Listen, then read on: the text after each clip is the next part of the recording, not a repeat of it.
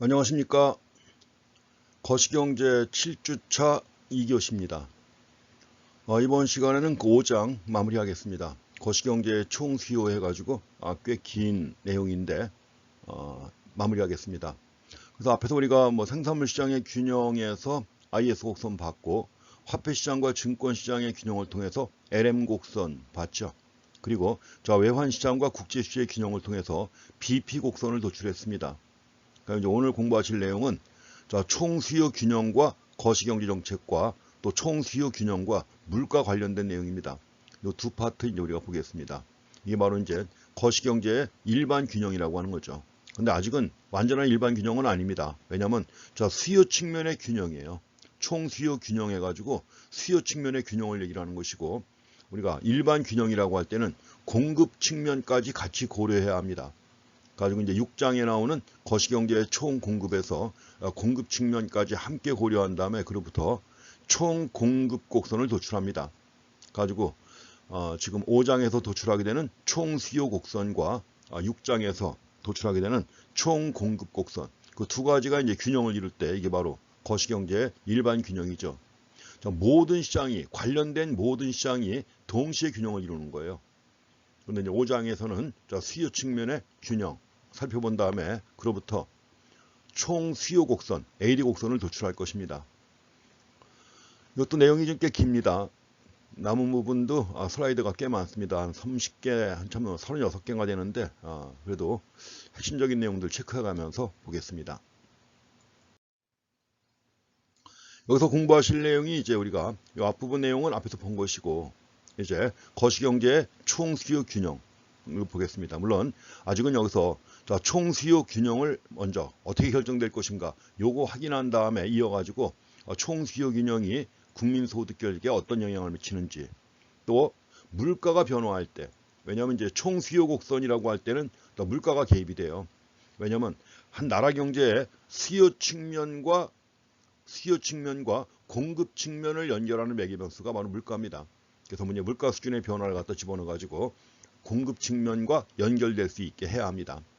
앞에서는 우리가 지금 생산물 시장과 화폐 시장, 외환 시장을 연결하는 매개변수가 뭐였죠? 이자율이었죠. 그래서 IS 곡선도 세로축이 이자율, 그 다음에 LN 곡선도 세로축은 이자율이죠. 또 BP 곡선도 마찬가지로 세로축에다가 이자율을 표시를 했습니다. 그 이자율을 매개로 해가지고 생산물 시장, 화폐 시장, 외환 시장이 연결되는 것입니다. 그래서 매개변수가 바로 이자율인데, 이제 수요 측면과 공급 측면을 연결시키는 매개변수는 물가입니다. 가지고 이제 물가 수준의 변화가 있을 때 총수요 균형에 국민소득에 어떤 영향을 미치는지 본 다음에 AD 곡선을 도출합니다. 이 슬라이드는 지난 시간에 봤던 것입니다. 생산물 시장의 균형을 나타내는 IS 곡선 봤었죠? R을 중심으로 정리한 겁니다. 왜냐하면 세로축이 R이기 때문에 R을 중심으로 정리한 거예요. 그래서 R은 절편에 해당하는 것이 B분의 I바 플러스 G바 플러스 NX바죠. 이게 절편입니다. 그리고 이제 기울기에 해당하는 것이 바로 뭐죠? B분의 1-C 곱하기 1-T 더하기 Q가 되겠습니다. 다음에 그 화폐 시장의 균형을 나타내는 LN 곡선입니다. LN 곡선도 R을 중심으로 정리한 겁니다. 그래서 아래 LN 곡선의 절편에 해당하는 것이 H분의 1 곱하기 L바. L바는 이제 소득이나 이자율과 관계없는 화폐 수요 얘기하는 것이죠. L바 마이너스 P분의 MS. MS는 화폐 공급이죠.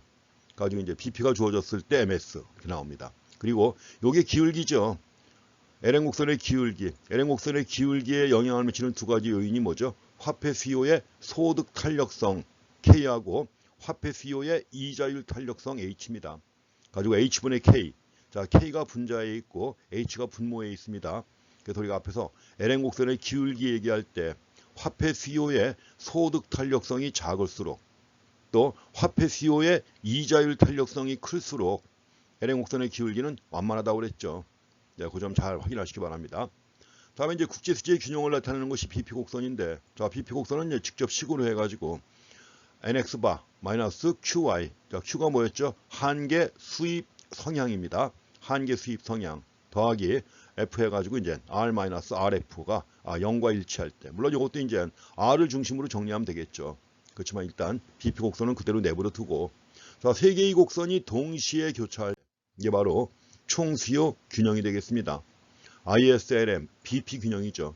자, 세로축이 뭡니까? 이자율입니다. 가로축은 뭐예요? 국민소득 Y가 되겠습니다. 가지고 우하향하는 IS 곡선과 우상향하는 LN 곡선인데 원래 BP 곡선도 우상향하죠. 근데 우상향하는데 자, 자본이동이 자유로운 경우라면 BP 곡선이 수평이 됩니다.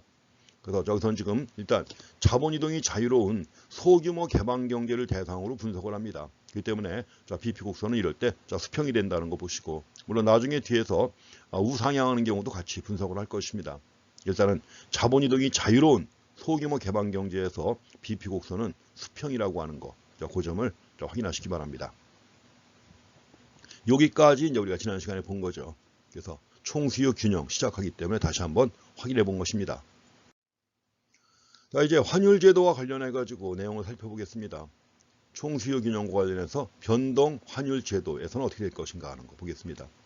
자, 변동 환율 제도는 말씀드린 것처럼 환율이 신축적으로 조정이 되죠. 환율이 신축적으로 조정되고 그에 따라서 외환의 수요와 공급이 항상 일치합니다. 그러니까 균형은 가격만 신축적으로 조정된다면 균형은 항상 성립되는 거죠. 그래서 변동환율제, 환율의 신축적인 조정을 통해서 외환의 수요와 공급이 항상 일치합니다. 자, 수요와 공급이 일치하면 국제수지의 균형은 당연히 자동적으로 달성되는 거죠. 이게 바로 여기서는 환율이 스미스가 말한 보이지 않는 손의 역할을 갖다 하는 겁니다. 보이지 않는 손의 역할을 해가지고 환율의 조정을 통해서 국제수지의 균형이 자동적으로 달성된다. 자, 이 경우 중요한 것 중에 하나가 뭐냐면 자, 국내 통화량은 국제수지 불균형에 의해서 영향을 받지 않는다는 것입니다. 자, 지금 변동환율제도입니다. 변동환율제도화에서 국내 통화량은 국제수지 불균형에 의해서 영향을 받지 않는다. 그리고 또 한 가지, 자, 변동환율제도의 경우라면 개방경제의 LN 곡선이나 폐쇄경제의 LN 곡선은 동일하다는 것도 확인하셔야 됩니다. 같은 얘기입니다. 요 위에 얘기하고 아래 얘기하고 다 같은 얘기예요. 왜냐하면 자, 국내 통화량 LN 곡선의 이동이나 이런 걸 가져오는 게 통화량의 변화죠. 그런데 통화량이 증가하면 LN 곡선이 오른쪽으로 이동합니다. 근데 국제수지가 불균형을 보여도 국내 통화량이 영향을 받지 않는다. 국제수지가 불균형을 보여도 국내 통화량이 영향을 받지 않는다 하면 LN 곡선은 동일하죠. 개방경제의 LN 곡선이나 폐쇄경제의 LN 곡선이나 동일합니다. 그래서 자, 국제수지 불균형이 조정되는 과정 보겠습니다. 변동환율제도화에서 국제수지의 불균형이 조정되는 과정인데 만약에 국제수지가 흑자를 보인다. 자, BP가 0보다 큰 상황이죠. 자, 국제수지의 흑자라고 하는 것은 뭐죠? 들어온 외화가 더 많다는 거죠. 나간 외화보다 들어온 외화가 더 많다는 것이죠. 그러니까 자, 외환시장에서 뭐예요? 외환의 초과 공급입니다. 외환의 초과 공급이고 그러니까 나간 외화보다 들어온 외화가 더 많은 거예요. 그럼 외환의 초과 공급이라고 할 때는 결국 자국 통화에 뭐 의미하는 거죠? 자국 통화는 초과 수요를 갖다 보이는 거죠. 외환 시장에서 외환의 초과 공급이 있다는 말은 곧 자국 통화는 초과 수요를 갖다 보이고 있다는 것입니다. 초과 수요. 자, 그러면 어떻게 될까요? 자, 외환의 초과 공급이 있다. 자, 들어온 외화가 더 많아가지고 외환 시장에 초과 공급을 갖다 보인다. 환율이 어떻게 될까요? 하락하겠죠. 환율은 하락할 것이고 환율이 하락한다는 말은 곧 자국의 통화 가치는 상승한다는 겁니다. 환율 하락은 곧 자국의 통화 가치를 상승시킨다. 흔히 갖다가 뭐라 그래요? 절상이라고 하는 거예요. 절상. 환율 하락은 절상. 그러니까 이런 경우에 환율 인하, 평가 절상 이런 말씀 절대 안 됩니다. 지금 변동환율 제도예요. 그렇기 때문에 환율이 하락하는 것이지 정부가 환율을 갖다 내린 게 아닙니다. 그래서 환율 하락 이는 곧 자국 통화 가치의 상승을 의미한다는 겁니다. 그럼 환율이 하락하면 어떻게 될까요? 순수출은 감소하죠. 환율이 원래 상승할 때 수출이 증가하고 수입이 감소하는 건데 환율이 하락했으니까 수출은 감소하고 수입이 증가합니다. 그럼 순수출이 어떻게 돼요? 감소하는 거죠. 자, 순수출 NX입니다. NX가 감소한다. NX가 감소한다면 IS 곡선은 왼쪽 이동합니다. 그래서 자, 국제수지 불균형의 조정 과정에서 자, 국제수지가 흑자를 갖다 보이는 경우에는 결국 IS 곡선이 왼쪽 이동함으로써 다시 균형으로 조정이 됩니다. 반대는 반대죠. 만약에 국제수지가 적자를 갖다 보이는 경우 적자를 났다 보이는 경우라면 외환에 대한 초과 수요가 되는 것이고, 외환에 대한 초과 수요는 자국 통화에 대한 초과 공급을 얘기하는 것이죠. 그럼 이제 외환에 초과 수요가 있으니까 당연히 환율은 상승할 것이고, 환율 상승은 자국 통화 가치의 하락을 의미하는 거죠. 수출은 증가하고 수입이 감소합니다. 그러니까 순수출이 증가하고 IS 곡선은 오른쪽으로 이동하게 됩니다. 그래서 자, 이런 과정을 통해서 국제수지의 불균형이 조정이 되는 거예요. 다시 한번 얘기합니다. 국제수지가 흑자를 보이는 경우에는 IS 곡선이 왼쪽 이동한다. 순수출이 감소하기 때문에 IS 곡선이 왼쪽 이동한다. 또 국제수지가 적자를 갖다 보이는 경우에는 IS 곡선이 오른쪽으로 이동한다는 거. 자, 그 점 확인하시기 바랍니다. 그래서 자, 이 상황을 갖다 우리가 이제 그림을 통해서 보겠습니다. 항상 곡선상에서만 IS건 LM이건 BP 곡선이건 곡선상에서만 균형을 이루는 거예요. 곡선이 아닌 곡선을 벗어난 데서는 불균형이죠. 근데 불균형의 본질이 뭐라고 그랬죠? IS 곡선도 위아래. IS 곡선의 위는 생산물 시장의 초과 공급, 아래는 초과 수요입니다.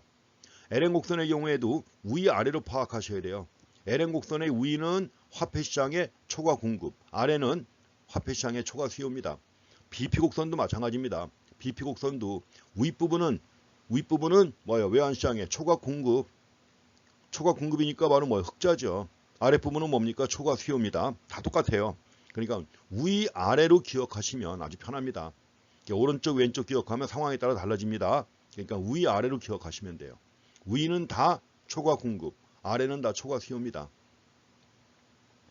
자, 국제수지 불균형의 조정 과정 한번 보겠습니다. 점 A0에서 한번 보겠습니다. 점 A0. A0는 원래 ISLM의 균형점이에요.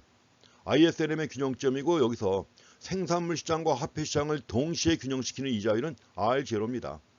근데 이때 만약에 자, 국제시장의 이자율이 RF라면 BP 곡선은 RF에서 수평을 이루고 있게 되겠죠. BP 곡선은 수평을 이룬다. 그래서 A점에서는 점 A에서는 국내 이자율이 국제시장의 이자율보다 높아요. 그러면 국내 이자율이 높다고 하면 당연히 외국 자본이 많이 들어오겠죠. 이자 차액을 얻기 위해서 외국 자본이 국내 유입합니다. 그러니까 유입되는 게 더 많겠죠. 당연히. 국내 이자율이 높으니까 자, 순자본 유입이 이루어져 가지고 자, 순자본 유입에 따라 국제수지가 흑자를 보이게 됩니다. 흑자를 보이게 되면 어떻게 될까요? 환율은 하락하죠. 하락하고 환율이 하락하면 자, 경상수지의 악화 또는 뭐요? 순수출의 감소가 이루어져 가지고 말씀드린 것처럼 IS 곡선이 왼쪽으로 이동합니다. 자, IS 곡선이 왼쪽 이동해도 만약에 이런 상황 여기까지 이동한다 이건데 이렇게 해갖고 여기까지 이동한다. 이런 상황이라면은 뭐예요? 여전히 자, 국내 금리가 국제 금리보다 높죠.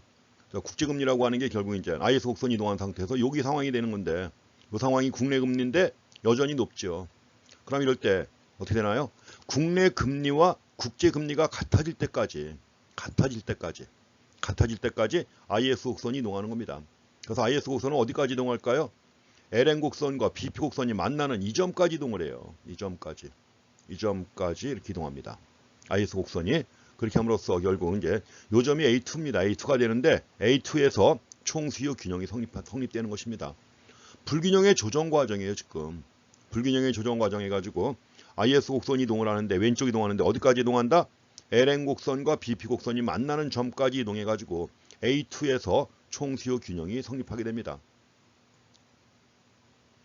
그래서 IS 곡선이 이동해가지고 IS1이 이동해가지고 A1까지 이동했지만 여전히 A1에서는 뭐예요? 국내 금리가 더 높죠. 국내 금리가 높으니까 외국 자본이 계속 유입됩니다. 계속 유입이 돼가지고 그치는 데가 어디냐? A2까지입니다. 그래서 A2까지 이동을 해야만 더 이상 이동하지 않고 멈추게 되는 것입니다. 그래서 국제수지의 불균형의 조정 과정. 그래서 궁극적으로 A2에서 총수요 균형이 성립되는 것이다. 이렇게 해가지고 그래프를 갖다 확인하시면 되겠습니다. 원리는 다 똑같은 겁니다. 지금까지 우리가 경제학 초보적인 경제학에서부터 다 봐온 내용 항상 균형을 향해서 움직인다는 거죠. 균형을 벗어났을 때는 균형을 향해서 움직인다는 거. 자, 그 점 주의 있게 봐주시기 바랍니다.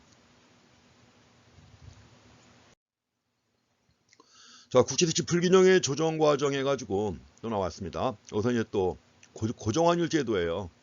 두 번째로 고정환율 제도. 앞에서 본 거는 변동 환율 제도화에서 환율이 스스로 변화해 가지고, 왜냐면 변동 환율 제도니까 환율이 자유롭게 변화할 수도 있잖아요. 그러면 고정 환율 제도라고 하면 어떻게 될 것이냐? 이럴 때는 중앙은행이 개입해 가지고 뭐예요? 그러니까 외환시장의 균형을 유도합니다. 중앙은행이 개입하니까 당연히 뭐예요? LM 곡선이 이동을 하게 됩니다. 먼저 국제수지가 흑자를 보이는 경우 보겠습니다. 국제수지가 흑자를 보일 때 외환시장은 초과 공급입니다. 자국 통화에 초과 수요가 있는 거예요. 그럼 외환시장에 초과 공급이 있다고 하면 어떻게 될까요? 환율은 하락해야 되는데 하락할 수 있어요? 없어요? 없죠. 고정환율 제도이기 때문에 환율이 하락할 수 없습니다. 그러니까 대신 이럴 때 중앙은행이 개입해가지고 초과 공급된 외환을 매입합니다. 중앙은행이 개입해가지고 초과 공급된 외환을 매입을 해요. 자, 외환을 매입한다는 얘기는 자, 외환을 사들이고 대신 원화를 내놓는 거 아니에요. 그러니까 자국 통화를 갖다가 매도 약간 어려운 단어가 저희게 이제 매입은 되는데 매입의 반대는 보통 뭐죠? 매출 그렇게 하는 거죠, 그렇죠? 매출인데 이건 뭐 상품을 파는 게 아니기 때문에 통화는 꼭 매도한다고 표현하는데 이게 바로 일본 표현입니다. 그래서 매각이라고 써요, 매각. 지금은 최근에는 그래요. 매입 대신 뭐예요? 매도가 아니라 매각이라는 말 씁니다. 한국은행 사이트에서도 매각이라고 나와요. 그러니까 이 책이 거시경제학 12판까지 나올 정도로 책이 너무 오래되다 보니까 옛날부터 쓰던 용어들을 그대로 쓰고 있는 겁니다. 그러니까 이런 용어들은 이제 최근에 맞게 바꿔야 되는 건데, 그리고 일단 제가 공부할 때도 이 초판이 있었단 말이에요. 제가 경제학 공부를 할 때도 초판이 있었던 건데 그때 쓰던 용어니까 이거 벌써 몇십 년 된 용어 아닙니까? 근데 이런 용어를 갖다가 지금 이제 한국은행이 쓰는 대로 바꿔야 되는데 이게 아주 게으른 사람들이네, 그렇죠? 매각이라고 합니다. 매각. 그래서 중앙은행이 외환을 매입했다. 그 대신 자국 통화는 매각한 거죠. 매입한 대신 자국 통화가 나갔다. 그럼 시중의 통화량이 어떻게 되는 겁니까? 증가하는 거죠. 시중의 통화 공급이 증가한 거예요. 통화량이 증가했다. 본원 통화가 증가한 겁니다. 본원 통화가 증가해가지고 통화량이 증가한 거죠. 통화량이 증가하면 LN 곡선이 오른쪽으로 이동합니다. 아시죠? 반대는 반대입니다. 국제수지가 적자로 왔다 보일 때는 반대 과정을 거쳐가지고 자, 외환은 매각하고 대신 자국 통화는 매입 해가지고 통화량이 감소하니까 LN 곡선이 왼쪽 이동합니다. 반대는 반대다. 자, 이것도 이제 고정환율 제도화에서 불균형의 조정 과정을 역시 통해서 한번 확인할 필요가 있습니다. 자, 지금 고정환율 제도입니다. 그러니까 통화당국이 개입하는 거죠. 자, 최초의 균형은 A점입니다. A가 A0가 되는 것이고 A0에서는 국내 이자율 R0가 국제시장 이자율 RF보다 더 높습니다. 이런 상황이죠. 자, 현재 국내 이자율이 높기 때문에 순자본 유입이 이루어진 거예요. 순자본 유입이 이루어져 가지고 국제수지가 흑자를 났다 보이게 됩니다. 말씀드린 것처럼 국제수지가 흑자를 났다 보이는 경우에는 중앙은행이 외환을 매입하고 대신 자국 통화를 갖다가 판다고 그랬죠. 자, 시중의 통화량이 어떻게 돼요? 증가합니다. 통화량이 증가하면 LN 곡선이 오른쪽으로 이동합니다. 이제 LN 곡선이 오른쪽으로 이동하게 돼요. LM 제로에서. 자, 이동하는 거 한번 보겠습니다. 그래서 LN 곡선이 어디까지 이동할 것이냐? 당연히 오른쪽으로 이동해서 가니까 결국 뭐예요? 궁극적으로 이 점까지 이동하겠죠. BP 곡선과 IS 곡선이 자, 교차하는 점까지. 자꾸 만난다는 말 주관하고 쓰는데 이렇게 써놓고 만약에 학생들이 답안지에다 만난다고 쓰면 그걸 틀리게 만듭니다. 또 이런 싸가지가 어디 있습니까? 만약에 객관식으로 만약에 문제가 나왔다. 객관식으로 문제가 나왔는데 만난다. 이런 표현이 나왔다. 문제 잘못된 겁니다. 이의 신청하면 수용이 될 수가 있는 거다. 정확하게 표현해야 됩니다. 만난다고 할 때 두 가지가 있잖아요. 교차하는 게 있고 접하는 게 있잖아요. 그 두 가지가 경제학에서는 얼마나 중요한 차이입니까? 함부로 써댈 용어가 아니에요. 만난다는 말. 그래서 객관식 문제에서 만약에 만난다는 말 나오면 그거 틀린 겁니다. 이의 신청을 했는데 수용이 안 됐다. 소송까지 갈 수 있어요. 소송 내면 이깁니다. 그렇게 중요한 단어예요. 이게 단어 하나하나 얼마나 중요합니까? 교차하는 점까지 이동한다. 그래서 이제 A1에서 균형이 이루어지는데 자, 슬라이드 한번 더 이어서 보겠습니다. 일단 L1까지 가면은 이 점이죠. A1까지 이동합니다. 그래갖고 이 점에서 이제 IS 곡선, LN 곡선, BP 곡선이 다 교차하게 되는 거죠. 이게 바로 뭡니까? 총수요 균형입니다. 자, 지금 본 것은 고정환율 제도 해가지고 중앙은행이 개입해서 하기 때문에 중앙은행이 개입하게 되면 결국 뭐예요? LN 곡선이 우측 이동하는 거예요. 좀 전에 본 것처럼 만약에 변동환율 제도라면 어떻게 돼요? IS 곡선이 왼쪽 이동하죠. 변동환율제도라고 하면 IS 곡선이 왼쪽 이동해가지고 균형으로 돌아가는 것이고, 반면에 고정환율제도에서는 중앙은행이 개입하기 때문에 LM 곡선이 우측 이동해서 새로운 균형으로 옮겨가는 것입니다. 그거 구분하셔야 돼요. 변동환율제도화에서는 환율이 자동적으로 조정이 돼가지고 IS 곡선이 왼쪽 이동해서 균형으로 돌아간다.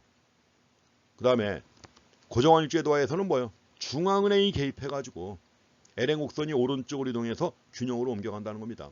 물론 이제 최초에 국제수지가 흑자로 갔다 보이는 경우입니다. 국제수지가 흑자로 갔다 보일 때 이런 상황으로 움직인다는 거, 그 점 확인하시기 바랍니다. 자, 이제 재정정책에 대해서 나와 있습니다.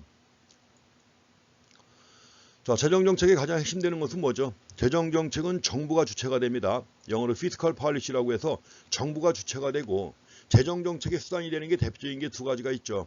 정부 지출과 조세 두 가지가 있습니다. 정부 지출과 조세. 그럼 이제 재정정책의 효과인데, 자, 그림이 지금 세 개가 나와 있죠. 요거는 생산물 시장입니다. 생산물 시장에 가지고 맨 처음에 봤던 케인스의 국민소득 결정 원리 보는 겁니다. 자, 케인스의 소득 지출 모형이에요. 케인스의 소득 지출 모형이고, 아래는 뭐예요? 자, 생산물 시장과 화폐 시장의 동시균형을 나타내는 그런 점이죠. 그러니까 세로축은 뭐예요? 이자율이고, 여기다가 IS LN 곡선 표시하는 거예요. IS 곡선과 LN 곡선 표시합니다. 그리고 여기 영향을 받아가지고 이자율이 변화하게 되면 그 이자율과 관련되는 게 무슨 시장이죠? 화폐 시장입니다. 지금 세 개 시장을 동시에 그려놓고서 한 변화가 다른 섹션에 얼마나 영향을 또 미치는지 이것까지 다 보는 것입니다. 일단 재정정책이니까 지금 경기가 침체에 있다. 완전고용 국민소득 아래에서 경기가 침체에 있다. 그럼 재정정책을 통해서 정부 지출을 갖다 증가시켜가지고 국민소득을 증가시키고자 하는 거예요. 확장적 재정정책입니다. 정부 지출이 증가한다. 총지출 곡선이 상방이동합니다. 총지출이 뭐예요? C 더하기 I 더하기 G 더하기 NX입니다. 총지출 곡선이 그만큼 정부 지출이 증가하면 상방이동한다. 그럼 총지출이 상방이동하니까 생산물 시장에서는 IS 곡선이 우측 이동하는 거 아니에요. IS 곡선이 우측 이동하기 때문에 균형 국민소득이 어떻게 됩니까? 증가합니다. 여기서는 지금 소득 지출 모형에서는 G가 증가한 거, 지금 C하고 I는 똑같은데 G가 증가한 거예요. G제로에서 G1으로.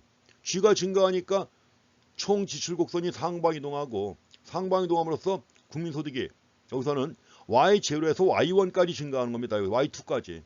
여기서는 Y0에서 Y2까지 증가하게 돼요. 그럼 이거 갖다가 IS LM 곡선 가지고 본다면 어떠냐? IS 곡선이 우측 이동하는 거죠. IS 곡선이 우측 이동해가지고 여기서도 역시 국민소득이 일단은 Y2까지 증가하는 거로 보시면 되는데, 거기까지가 아닙니다. 왜냐하면 여기서 또 다른 변화가 있기 때문에 그걸 봐야 되는 거예요. 일단 IS 곡선이 이동해가지고 국민소득이 증가했다. 자, 국민소득이 증가하면 거래적 화폐 수요가 어떻게 되죠? 자, 소득이 증가하면 거래적 화폐 수요가 증가하죠. 거래적 화폐 수요가 증가하고, 거래적 화폐 수요가 증가한 것은 화폐 시장에서 나타나는 현상이에요. 화폐 시장에서 거래적 화폐 수요가, 자, 소득이 Y2가 됐으니까 그만큼 Y2에 대응하는 거래적 화폐 수요 해가지고 화폐 수요 곡선이 우측 이동합니다. 화폐 수요 곡선이 우측 이동하고, 따라서 이자율이 어떻게 돼요? 이자율이 상승합니다. 이자율이 상승하는 걸 지금, 자, 화폐 수요가 증가해가지고 이자율이 상승하면 R0에서 어디까지 가야 돼요? R2로 가야 되는 거죠. R0에서 R2까지 일단 거기까지 가는 겁니다. 화폐 시장을 본다면 R1이 아니라 일단은 R2까지 가야 되는 거예요. 그 다음에 변화는 다시 볼 것이고요. 그래서 거래적 화폐 수요가 증가해가지고 이자율이 상승했다. 이자율이 상승했습니다. 이자율이 상승했다. 이자율이 상승하면 또다시 어디에 영향을 미치나요? 민간 투자가 감소하잖아요. 민간 투자가 감소할 것이고, 그래서 민간 투자가 다시 감소합니다. 자, 이자율을 갖다 일단 여기서 이제 R1이라고 해놨는데 R1이 여기 들어가 있네요. 여기서 이제 나중에 표시할 겁니다. 일단은 그러니까 이건 지금 정확하게 구분해서 표시를 해야 되는 건데, 어쨌든 간에 화폐 수요가 R1까지만 증가했다고 하고, 뭐 R1까지 증가하니까 뭐요? 투자가 감소합니다. 감소했어요, 여기까지. 요거는 R0일 때 투자고 R1일 때 투자예요. 정부 지출은 똑같이 지원인데 감소합니다. 민간 투자가 감소한 거예요. 민간 투자가 감소했다. 자, 민간 투자가 감소하면 국민소득은 다시 감소하는 거죠. 민간 투자가 감소하니까 증가했던 국민소득 중에 일부가 다시 감소하는 거예요. 요만큼 감소했습니다. 국민소득이 감소했어요.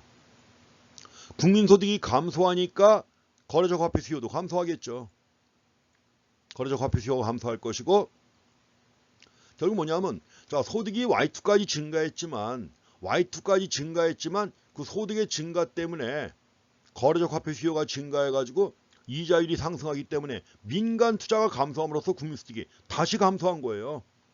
Y2까지 증가했던 국민소득이 Y1까지 다시 감소했다. 그래서 자, 소득 증가 효과가 반감된 것이다. 자, 소득 증가 효과가 좀 줄어든 거죠. 이게 뭐죠? 경제학 때도 나왔던 거, 이런 것들은 경제학 공부할 때도 나옵니다. 정부 지출이 증가해가지고 국민소득이 증가합니다.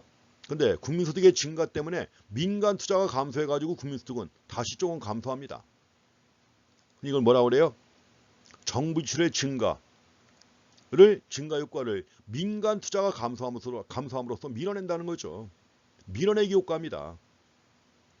여러분들이 경제학을 맨키의 경제학, 크루그만 경제학 둘 중에 하나 갖고 하셨을 텐데 다 나옵니다. 구축 효과라고 그래요. 크라우딩 아웃 이펙트, 구축 효과, 또는 좀 더 쉽게 번역하면 밀어내기 효과, 또 더 어렵게 번역하면 상쇄 효과, 잠식 효과, 이런 말 씁니다. 다 쓰는 말이에요.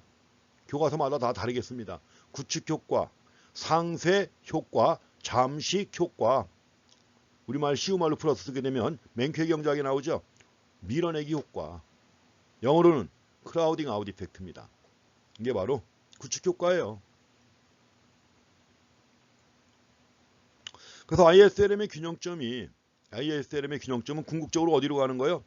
A0에서 이제 A1으로 간 거예요. 균형점이. 국민소득이 Y2까지 증가했다가 다시 이만큼 감소했잖아요. 감소하니까 결국 균형점 어디예요? A1이 되는 거죠. ISLM의 균형점은 궁극적으로 A1점이 되는 겁니다. 이때 구축효과의 크기가 얼마예요? 그러면 Y2, Y1 사이가 구축효과예요. 요만큼이 구축효과입니다. Y2, Y1 사이가. 구축효과의 크기. 요만큼이에요. 그래서 이걸 구축효과라고 하는 것입니다. 증가했던 국민소득이 민간 투자가 감소함으로써 다시 감소했다. 감소한 크기가 바로 구축효과의 크기예요. 크라우딩 아웃 이펙트. 그래서 재정정책의 결과 이자율이 상승한단 말이에요. 그러니까 민간 투자가 감소해가지고, 그래서 정부 지출의 정부 지출 증가 효과가 민간 투자의 감소로 상쇄된다. 또는 잠식한다고 그래요. 잠식한다. 상쇄된다 또는 잠식한다 해가지고 그만큼 이제 구축 효과가 나오는 겁니다. 크라우딩 아웃 이펙트. 그럼 밑에 국민소득은 얼마나 감소할 것인가 하는 건데, 투자 감소분의 승수배만큼 감소하겠죠. 투자 감소분의 승수배만큼 국민소득이 감소하는 거예요. 그래서 구축효과의 크기가 그만큼 되는 것입니다. 이 구축효과라고 하는 게 재정정책이 과연 효과가 있느냐 없느냐, 이걸 가늠하는 중요한 효과예요. 원래 구축효과를 갖다 내세운 건 고전압화 계열입니다. 왜냐하면 케인스가 강조하는 재정정책은 구축효과가 매우 크기 때문에 효과가 없다 이거예요. 구축효과가 매우 크기 때문에 효과가 없다. 아주 극단적인 경우 고전압화는 구축효과가 100%라고 봅니다. 구축효과가 100%다. 그래서 정부 지출을 증가시켜봤자 국민소득은 전혀 증가시키지 못한다. 그럼 재정정책은 전혀 효과가 없다 이겁니다. 반면에 이제 통화주의자, 고전압화의 맥을 잇는 통화주의자는 구축효과가 무한대는 아니지만, 0은 아니지만, 0이 아니라 매우 크다는 거죠. 그렇죠? 100%라는 거죠. 그렇지만 매우 크다. 매우 크기 때문에 재정정책은 별로 효과가 없다. 반면에 케인스 학파는 구축효과가 있다고 해도 매우 작다. 따라서 재정정책의 효과는 매우 강력하다. 그 다음에 이제 또 한 가지 아주 극단적인 케인스의 주장이 또 나옵니다. 극단적인 케인즈. 극도로 경기가 침체한 경우, 자, 케인즈입니다. 극도로 경기가 침체한 경우 구축효과는 0이다. 구축효과가 0이에요. 0이라면 재정정책의 효과는 매우 강력하다는 거죠. 네 가지예요. 구축효과에 대해서 100%냐, 0이냐, 크냐, 작으냐, 네 가지. 그만큼 견해 차이가 큰 겁니다. 이게 다 뭐와 관련된 거냐? 뭐와 관련된 거냐 하면 LM 곡선의 기울기와도 관련되고 또 IS 곡선의 기울기와도 관련되는 겁니다. 그거에 대한 견해 차이가 크잖아요. 특히 LM 곡선의 기울기와 관련해 가지고는 화폐 수요의 소득 탄력성이 크냐 작으냐, 화폐 수요의 이자율 탄력성이 크냐 작으냐, 그에 따라 달라지는 거예요. 그래서 구축 효과는 특별히 잘 신경 써서 봐주시기 바랍니다. 자, 정부지출 승수 한번 따져보겠습니다. 정부지출 승수예요. 자, 지금 우리가 앞에서 봤던 IS 곡선, LM 곡선을 가지고 IS 곡선과 LM 곡선의 균형점에서 균형 국민소득을 계산해 봅니다. 자, 두 식을 놓고 방정식을 풀면 돼요. 앞에서 IS 곡선도 R 이퀄, LM 곡선도 R 이퀄 해놨잖아요. 그럼 이제 이퀄로 연결돼 가지고 뭐요? 자, 두 개를 갖다가 놓고 방정식을 풀어요. 방정식을 풀어가지고 거기서 y를 구합니다. y를 갖다 구하는 거 한번 해보세요. 직접 한번 해보세요. 이거 이 정도면 고등학교 1학년 수학도 안 돼요. 그러니까 직접 한번 해보시면 나옵니다. 가지고 균형국민소득 y는 1-c 곱하기 1-t 더하기 q에다가 요거 뭐예요? 여기 IS 곡선의 기울기와 관련되는 거 아니에요. IS 곡선의 기울기와 관련되는 것이고 LM 곡선의 기울기와 관련되는 건 뭐죠? B 곱하기 H분의 K였죠. H분의 K가 LM 곡선의 기울기와 관련되는 거죠. 이거분의 1 곱하기 나머지 이제 뒤에 붙는 거죠. G바, I바, NX바에다가 그 다음에 LM 곡선의 절편이 있었잖아요. LM 곡선의 절편에 해당하는 게 뭐예요? H분의 B 곱하기 P분의 M바. 이걸 앞에서는 MS라고 썼습니다. 통화량 MS인데 중앙은행이 결정하기 때문에 이자율과는 관계없이 일정하다 해갖고 M바라고 붙인 겁니다. 빼기 이제 일정한 화폐 수요 L바죠. 이렇게 해가지고 이제 균형 국민소득을 구합니다. 만약에 구체적으로 수치가 주어지잖아요. 수치가 주어지고 수치를 포함한 식이 주어지게 되면 식을 만들어가지고 구해야 돼요. 직접. 이 정도는 구할 수 있어야 됩니다.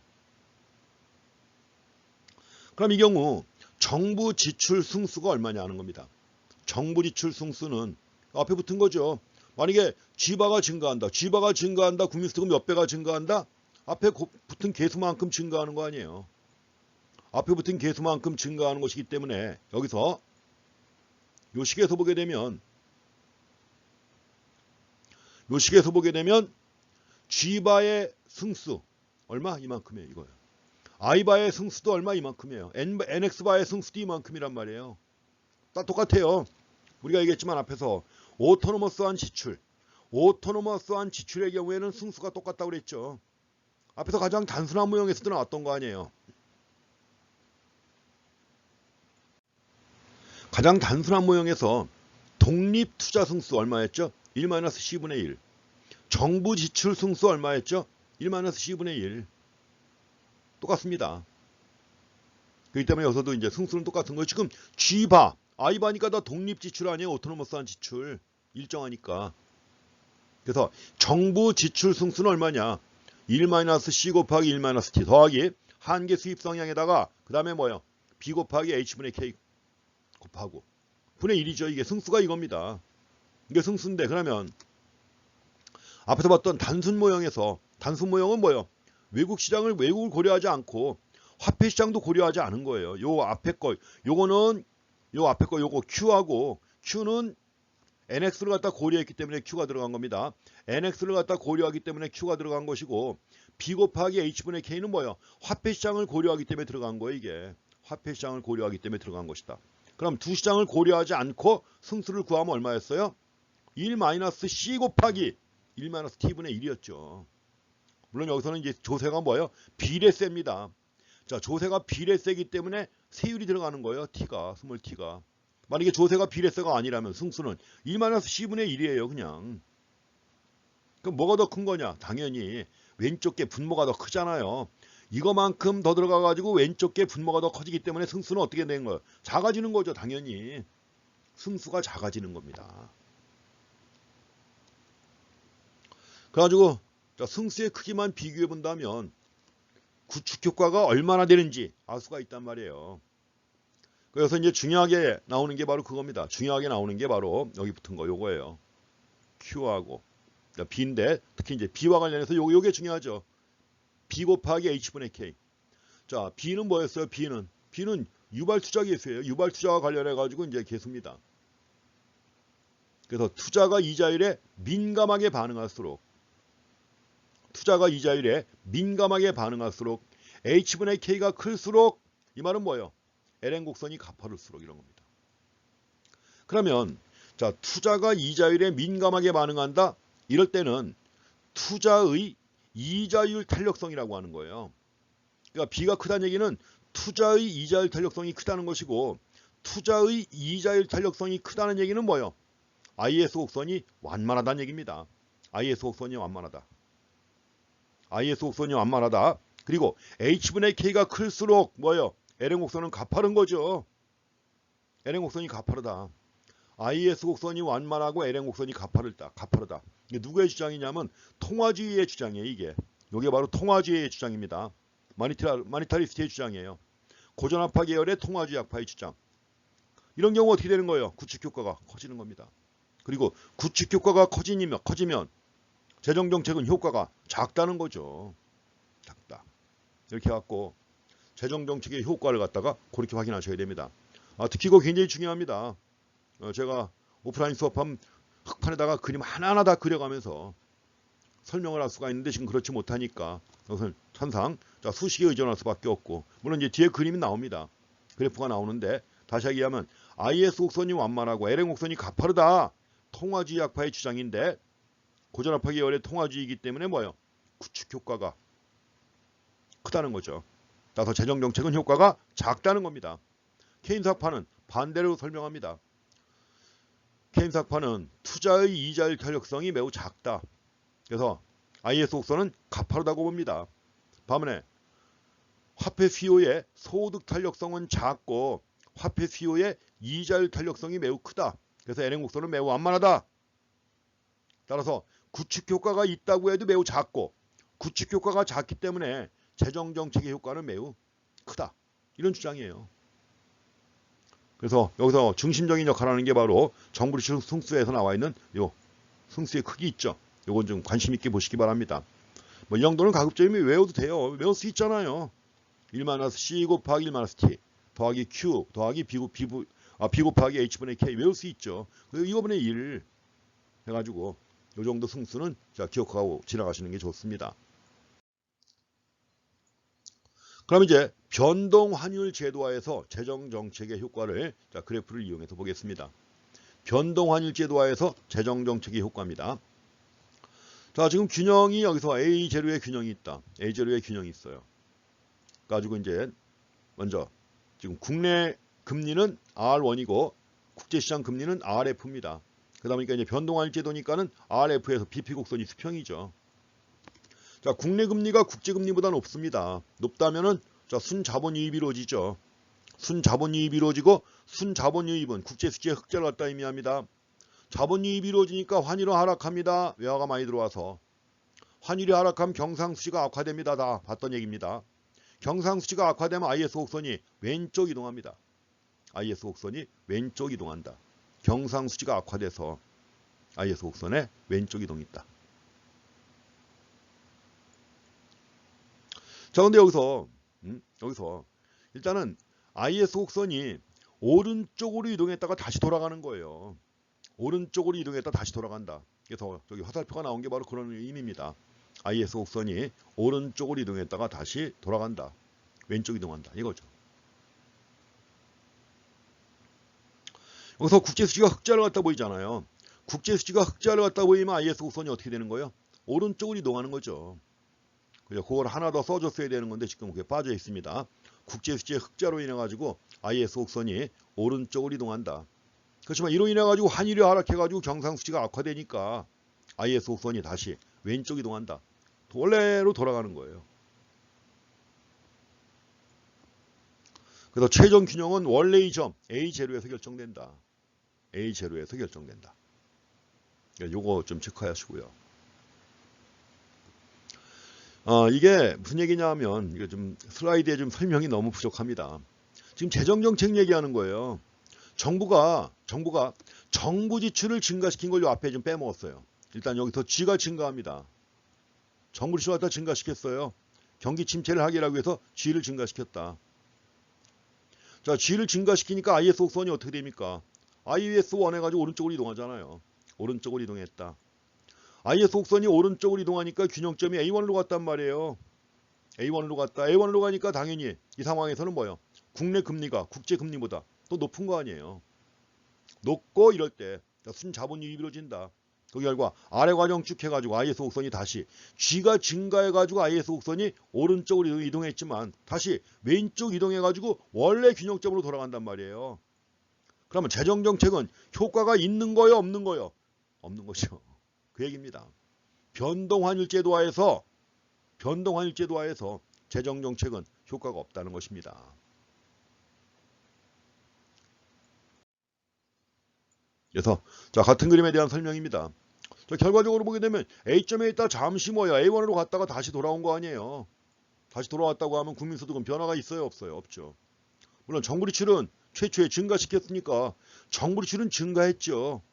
증가했고 그 다음에 소비하고 투자도 변화가 없습니다. 단지 균형이 조정되는 과정에서 국내 이자율이 좀 높았었잖아요. 국내 이자율이 국제시장 이자율보다 높았다. 그 대규모 순자본유입이 이루어진 거 아니에요. 그러니까 자본 수지의 흑자가 증가한 것이고, 그러니까 환율이 하락하죠. 환율이 하락해가지고 결과적으로 경상수지는 악화되는 겁니다. 그래갖고 순수출이 감소해가지고 경상수지는 악화됐다. 여기서 두 가지 적자가 나옵니다. 하나는 뭐예요? 정부 지출이 증가했단 말이에요. 자, 조세는 변화가 없습니다. 조세는 정부 수입은 변화가 없는데 지출만 증가한 거예요. 뭐죠? 재정 적자. 정부 지출이 증가함으로써 재정 적자가 났다. 또 한 가지, 이런 변화 과정에서 경상수지가 악화됐단 말이에요. 경상수지가 악화됐다. 그래가지고 경상수지의 적자지요, 적자. 자, 순수출이 감소해가지고 적자. 재정 적자와 경상수지 적자가 함께 나타난 겁니다. 이걸 뭐라고 하느냐? 쌍둥이 적자라고 합니다. 자, 트윈 데피시트. 쌍둥이 적자예요. 자, 미국 같은 나라가 늘 지녀온 겁니다. 미국. 자, 미국은 항상 재정 적자예요. 거기다가 무역 수지도 항상 적자죠. 쌍둥이 적자가 늘 일상화된 나라가 미국이에요. 그래서 그 흐름을 갖다가 이런 식으로 해서 파악해 보시면 또 나타날 수가 있습니다. 결국 변동환율제도화에서 재정정책을 실시해봤자 결과는 국민소득을 변화시키지 못한다. 국민소득은 변화시키지 못해요. 국민소득은 변화시키지 못하고 쌍둥이 적자만 나타났다 이겁니다. 자, 이런 흐름을 파악하시기 바랍니다.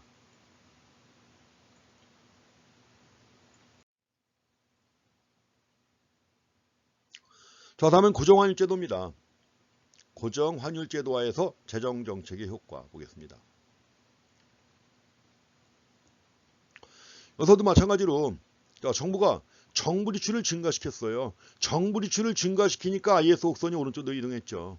그럼 재정정책이니까 당연히 G가 증가한 것입니다. G가 증가했다. 증가해가지고 IS 곡선이 이동해가지고 IS1으로 갔습니다. 근데 가서 보니까는 A1으로 간 거 아니에요. A1으로 가니까 국내 금리가 국제 금리보다 높아진다. 당연히 순자본유입이 이루어지고 국제수지는 흑자를 갖다 보인다. 이럴 때 중앙은행이 개입하잖아요. 중앙은행이 개입해가지고 외환을 매입했단 말이에요. 외환을 매입하고 대신 원화가 밖으로 나간 거죠. 자, 국내 통화량이 증가합니다. 통화량이 증가하면 LN 곡선이 우측 이동합니다. LN 곡선이 우측 이동했다. 오른쪽 이동했습니다. 자, 그 결과 어떻게 되느냐? 결국 A0에서 어디로 간 겁니까? A2로 간 거죠. 아까 변동환율제에 대해서는 다시 돌아왔는데 여기서는 A0에서 A2로 갔어요. A2로 갔다면 국민소득 어떻게 했습니까? 증가했죠. 국민소득은 증가했습니다. 고정환율제도화에서 재정정책을 실시하니까 국민소득은 증가했다. 정부 지출과 소비는 당연히 증가하죠. 정부 지출은 원래 증가시킨 것이고 소득이 증가하면 당연히 소비는 증가하는 것이고 투자는 변화가 없어요. 투자는 불변입니다. 그리고 균형원리의 조정 과정에서 R1, A1점에서 R1이었잖아요. R1이 나타나가지고 이것이 RF보다 높았다. 이것 때문에 대규모의 순자본 유입이 이루어지고 이것이 환율 하락 압력으로 작용하는 겁니다. 환율이 하락하는 게 아니라 뭐예요? 환율 하락 압력으로 작용하는 거예요. 그러니까 이럴 때 중앙은행이 외환을 매입하고 자국 통화를 갖다가 뭐예요? 매각해야죠. 자국 통화를 매각하고 외환을 매입했다. 자, 소득이 어떻게 됐습니까? 증가로 인해서 경상수지가 어떻게 된 거예요? 악화된 거죠. 경상수지가 악화됐다. 그래서 자, 소득 증가로 인한 경상수지의 악화 현상이 나타나게 됩니다. 자, 고정환율제도화에서 중요한 건 재정정책을 실시했는데 국민소득이 어떻게 됐다? 증가했다는 겁니다. 국민소득이 증가했고 자, 경상수지는 악화됐다. 정부 지출과 소비는 증가했고 투자는 변화가 없다. 이렇게 해가지고 환율제도화에서 재정정책이 어느 정도나 효과가 있는가 하는 거 요거를 자, 살펴보고 지나가셔야 됩니다.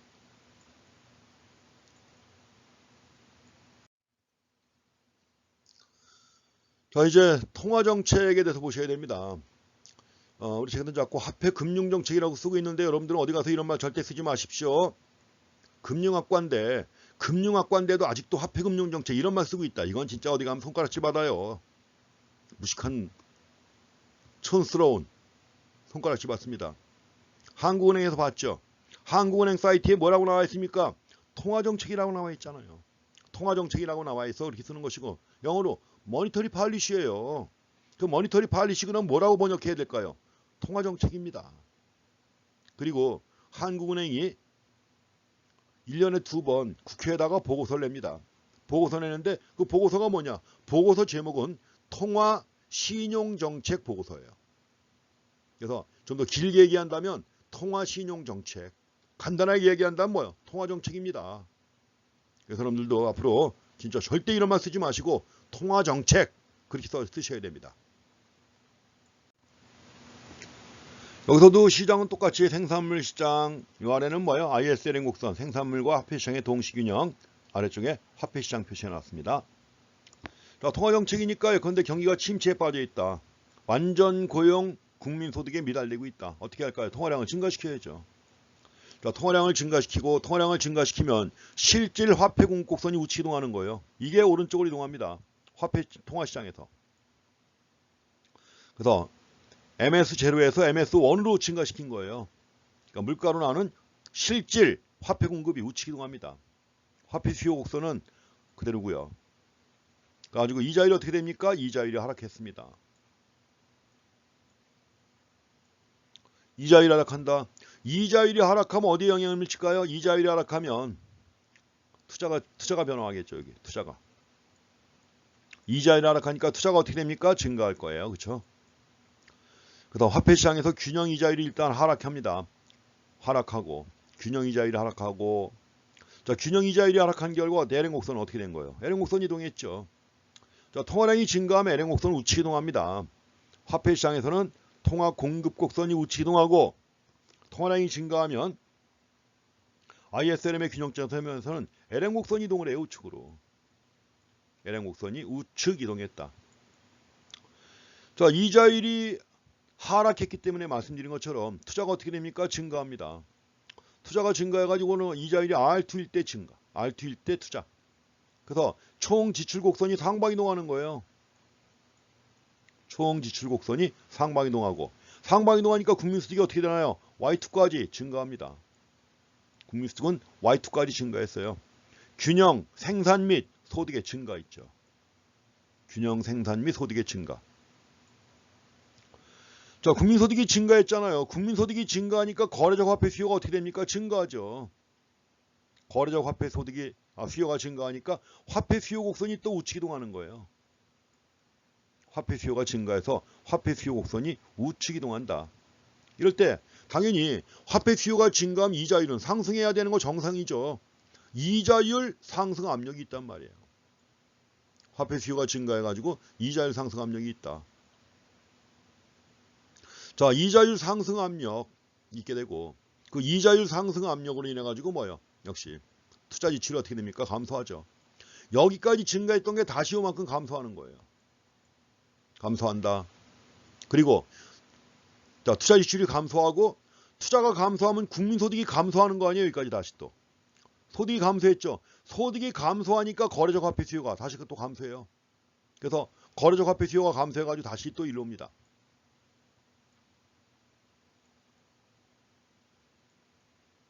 가지고 ISLM의 규정점은 어떻게 되는 거예요? 이제 A0였다가 뭐요? A1이 되는 거예요. A1이 된다.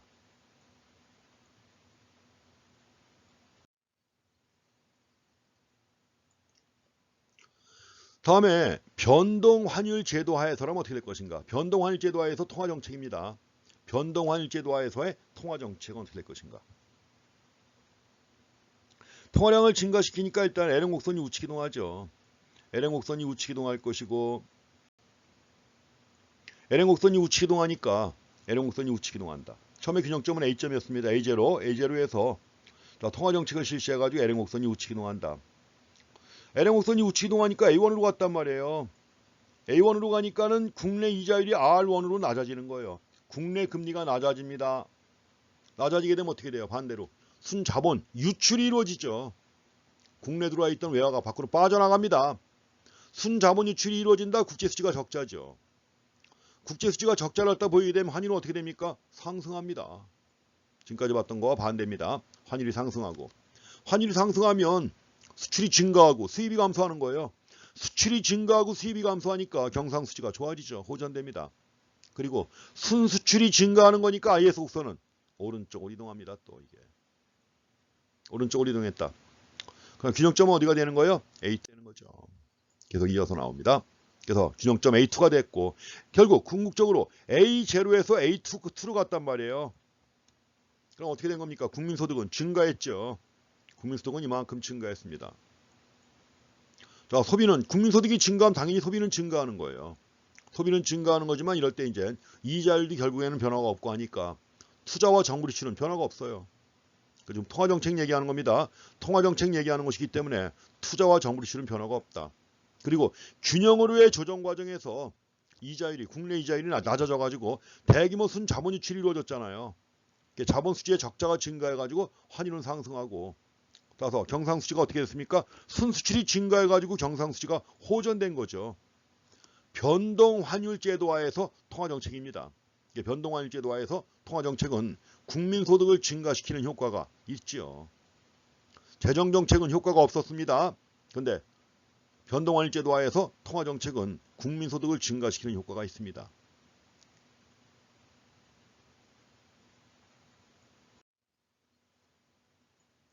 자, 다음에 이제 통화정책과 관련해서 고정환율제도에서 어떻게 될 것인가? 통화정책의 효과해가지고 고정환율제도화에서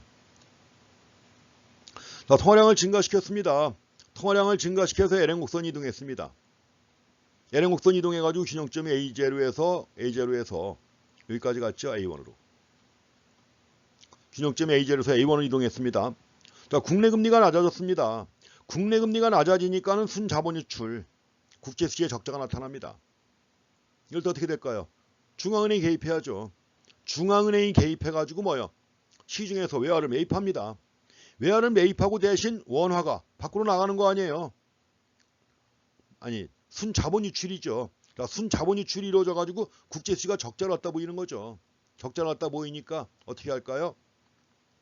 시중에 있는 외화를 매입하는 과정에서 이제 국내 통화량이 감소한다는 거죠. 자, 국제수지의 적자가 나타납니다. 국제수지의 적자가 나타나게 되면 결국 이제 수입이 더 많은 거죠. 자, 수입이 더 많은 것이고 외화가 많이 나가니까 대신 국내 통화량은 감소하게 됩니다. 그래가지고 L행 곡선이 왼쪽 이동하죠. 왼쪽 이동함으로써 다시 돌아오는 거예요. 그래서 A0에서 A1으로 갔다가 다시 A0로 돌아온단 말이죠. 결국 무슨 얘기예요? 고정환율제도화에서 중앙은행이 개입해가지고 알맞는 조치를 취하게 되면 균형점은 다시 원래 점으로 돌아옵니다. A0에서 결정된다는 거죠. 자, 고정환율제도화에서 통화정책 얘기하는 것입니다. 자, 결과 국민소득은 변화가 없습니다. 자, 국민소득이 변화가 없다는 얘기는 결국 뭐예요? 통화정책은 효과가 없다는 거죠. 고정환율제도화에서 통화정책은 효과가 없다. 그리고 이제 정부 지출, 소비 투자는 변화가 없고요. 자, 이자율도 원래 이자율 돌아왔잖아요. 원래 이자율로 갔죠. 자, 균형으로의 조정 과정에서 국내 이자율이 낮아졌고 이것 때문에 순자본 유출 그리고 환율 상승 압력으로 작용했죠. 자, 외화를 팔고 대신 자국 통화를 매입한 겁니다. 자, 외화를 팔면서 자국 통화를 갖다 매입한 거니까 시중의 통화량은 어떻게 되는 거야? 감소하는 거죠. 시중의 통화량은 감소했다. 그러니까 결과적으로 소득 변화가 없고 국제 경상수지도 변화가 없다. 고정 환율 제도화에서 통화 정책의 효과입니다. 고정 환율 제도화에서 통화 정책의 효과를 갖다가 그런 식으로 정리해 보시기 바랍니다. 그 책에 핵심되는 내용들이 또 왼쪽 오른쪽 여백에 정리가 되어 있으니까 그 정리된 내용 꼭 한번 확인하고 그림 통해서 보고 지나가시면 됩니다. 거기 총수요 균형과 거시경제정책과 관련해 가지고 이론과 실제가 나와 있죠. 읽을 거리 나와 있습니다. 자, 중국이 직면한 트릴레마예요. 딜레마도 아니고 트릴레마 세 가지. 두 가지 문제가 동시에 닥쳤을 때 딜레마라고 하죠. 둘 다 해결이 안 돼요. 근데 여기서는 뭐예요? 트릴레마. 자, 세 가지. 흔히 갖다 우리가 삼위일체 불가능성이라는 개념이 있습니다. 삼위일체 불가능성. 가지고 이제 중국의 경우 80년대 이후에 외환시장도 크게 규모가 커졌잖아요. 그 자본자유화도 추진하게 되고 그래서 중국이 여기 자본자유화를 추진했는데 그 과정에서 환율의 변동성을 낮게 유지한 겁니다. 중국이 이제 환율의 변동성을 낮게 유지했다는 얘기는 뭐예요? 그만큼 중국 인민은행이 개입했다는 거죠. 중앙은행이 개입해가지고 환율 변동을 크게 환율이 변동하는 걸 허락하지 않고 개입하는 거예요. 그러니까 흔히 환율 조작국 뭐 이런 평가를 받는 거죠. 지금 미국과의 무역 전쟁에서도 그 중요한 또 이슈 중에 하나가 환율 조작했냐 안 했냐 이거죠. 중앙은행이 개입해가지고 환율을 조작했다는 거죠. 그래서 환율 변동성을 낮게 유지함으로써 자, 국내 경제 상황에 맞는 통화정책의 자율적 운영이 돼야 안 돼요? 안 되죠. 여기 통화정책이라고 나왔네. 그렇죠? 이렇게 쓰셔야 됩니다. 통화정책의 자율적 운영이 곤란하다. 그러니까 이거 딱 흔히 삼위일체 불가능성이라고 그래요. 삼위일체 불가능성 해가지고 impossible trinity 또는 트릴레마라고 합니다. 에 직면한 것으로 분석이 된다. 그래서 원래 경제 규모가 워낙 크기 때문에 자, 효율적인 거시경제 운영을 위해서는 통화정책의 자율성을 확보하는 게 무엇보다도 중요하다. 그걸 위해서는 환율 변동의 유연성을 높일 필요가 있다는 것이죠. 환율 변동의 유연성을 높일 필요가 있다. 해가지고 한국은행에서 나온 그 해외경제 포커스에 나온 글입니다. 그래서 이 내용 한번 책에 좀 자세히 나와 있으니까 한번 읽어보시고 관심 있는 분들은 이거 직접 한국은행 들어가가지고 이거 뭐예요? 검색하면 나옵니다. 직접 그 연구 이건 해외 경제 포커스이기 때문에 어려운 뭐 경제 모형 가지고 설명하는 게 아니에요. 일반인들도 쉽게 이해할 수 있도록 쓴 그런 글입니다. 그래서 한번 제시했으니까 한 번 정도 읽어보실 필요가 있습니다. 한번 읽어보세요. 한번 뭐 과제 내라 이런 건 아니지만 그래도 읽어보시면 크게 도움됩니다. 자, 이번엔 그 환율 정책에 대해서 보시겠습니다. 자, 지금 IS와 LM, BP가 동시에 교차하면서 균형을 이루고 있는 H로가 이제 최초의 점입니다. 그래서 국제시장 이자율은 RF 상태입니다. 자, 이런 상황에서 만약에 고정환율 제도화에서 평가절하, 이 말은 곧 고정환율 제도화에서 쓰는 말이죠. 그래서 고정환율 제도화에서 수출을 늘리기 위해서 많은 나라가 하는 겁니다. 수출을 늘리기 위해서 하는 게 바로 뭐예요? 평가절하입니다. 그래서 평가절하를 했다. 그럼 당연히 순수출은 증가하겠죠. 그러니까 순수출이 증가할 것이고, 순수출이 증가했으니까 IS 곡선이 우측 이동합니다. IS1으로 우측 이동했습니다. 그래서 균형점이 A1으로 이동했죠. 자, 이 경우는 IS 곡선이 우측 이동이고, 이럴 때 만약에 환율 하락 압력이 발생합니다. 왜냐하면 A1에 있으니까 A1은 BP 곡선보다 위에 있잖아요. BP 곡선보다 위에 있으니까 외환시장에 뭐가 생긴 거예요? 외환시장에 초과 공급이 있는 거죠. 외환시장에 초과 공급이 있으니까 당연히 환율은 하락할 거 아닙니까? 근데 환율이 하락한다는 말은 그건 뭐예요?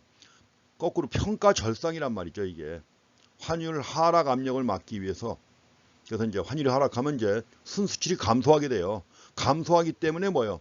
이걸 막기 위해서 중앙은행이 통화 공급을 확대합니다. 그래서 환율 하락 압력을 막기 위해서 중앙은행이 통화 공급을 늘렸다. 그럼 통화 공급을 증가시켰으니까 LN 곡선이 어떻게 돼요? 우측 이동하죠. 그래서 LN 곡선이 LM1으로 이동했습니다. 우측 이동해가지고 균형점이 A1으로 갔다가 다시 A2로 온 거죠. 자, 그래서 그 결과 했느냐 하는 거죠. 결과 국민소득이 어떻게 됐습니까? 증가했죠. 일단은 평가 절하를 단행해가지고 자, 순수출이 증가했단 말이에요. 근데 이럴 때 이제 환율이 하락하게 되면 도로함이 탑을 되니까 중앙은행이 개입해가지고 통화량을 증가시켰단 말이에요. 그러니까 결국 이자율은 다시 국제 이자율 수준으로 돌아오고 국민소득은 증가한 겁니다. A0에서 A2까지 상응하는 상황. 이만큼 국민소득이 증가한 거죠. 국민소득은 증가하고 자, 소득이 증가하니까 당연히 소비는 증가할 것이고 나머지 정부 지출, 투자는 변화가 없죠. 그리고 이제 균형오류의 조정 과정에서 R1이 있게 되는데 자, 균형오류의 조정 과정에서 R1, 여기 이제 R1이라고 나왔는데 여기 이제 표시가 좀 잘못됐죠. R1 해가지고 RF라고 했는데 R1이 RF보다 높습니다. 이렇게 된 거죠. 아, 틀렸습니다. R1이 더 높잖아요. 당연히. 그렇죠. RF보다 높잖아요. 그리고 R1이 높아야 당연히 순자본유입이 이루어지겠죠. 그리고 순자본유입 결과 이제 환율 하락 압력이 발생한단 말이에요. 환율 하락 압력이 발생하니까 이럴 때 이제 중앙은행이 초과 공급된 외환을 매입합니다. 대신 자국 통화를 갖다가 매각하죠. 매각한다. 그래서 결과적으로 어떻게 됐습니까? 경상수지는 개선됐죠. 개선됐고. 그리고 여기서 국민소득의 증가가 소비의 증가보다 크고 따라서 이때 당연히 소비가 증가한 것보다 국민소득의 증가가 더 크죠. 그래서 이럴 때 NX가 상승하게 되는 이런 결과. 순수출이 증가합니다.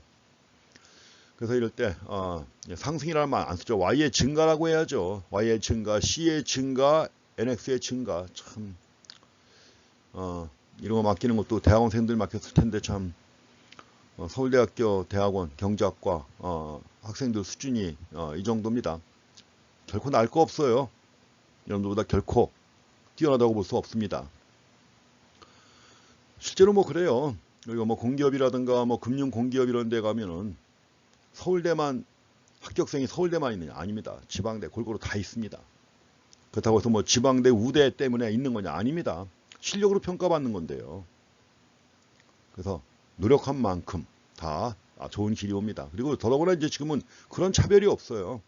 왜냐면 과거에는 뭐 스카이대 차별해가지고 스카이대한테 우대를 줬는데 써보니까 그게 아닌 겁니다. 직원으로 채용해가지고 써보니까 오히려 이직률은 더 높고 일 좀 할만 하면 나가고 싸가지는 좀 더 없고 조직생활에 잘 적응을 못합니다. 그렇기 때문에 이제 과거처럼 그런 건 없습니다. 어디까지나 객관적으로 평가해가지고 뽑지 스카이라고 해서도 우대해주거나 이런 거 없습니다. 절대. 실력을 키우는 게 중요합니다.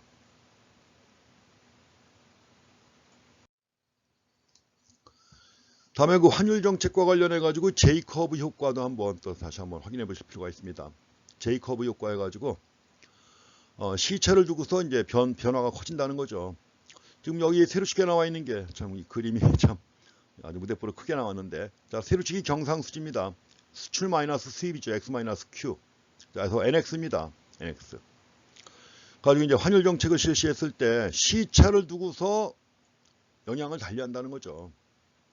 여기 지금 예컨대 지금 환율이 상승했다. 환율이 상승하고 환율이 상승했다. 수출이 증가하고 수입이 감소하죠.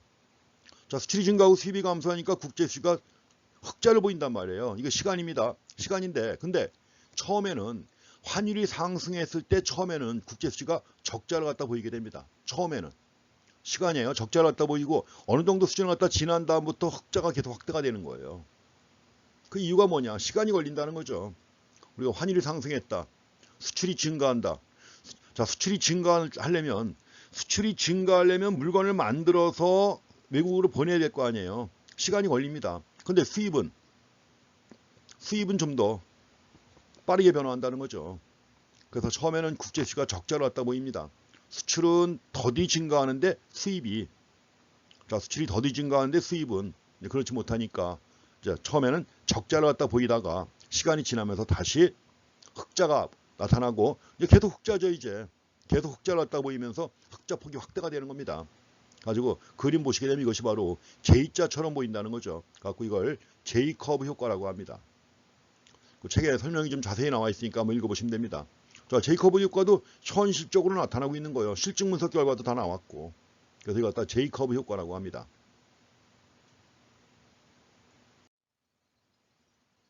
그럼 이제 재정정책과 통화정책의 상대적 유효성에 대해서 정리해 보겠습니다. 여기서 유효성을 평가하는 기준은 국민소득이 얼마나 증가하느냐 하는 거예요. 국민소득의 증가.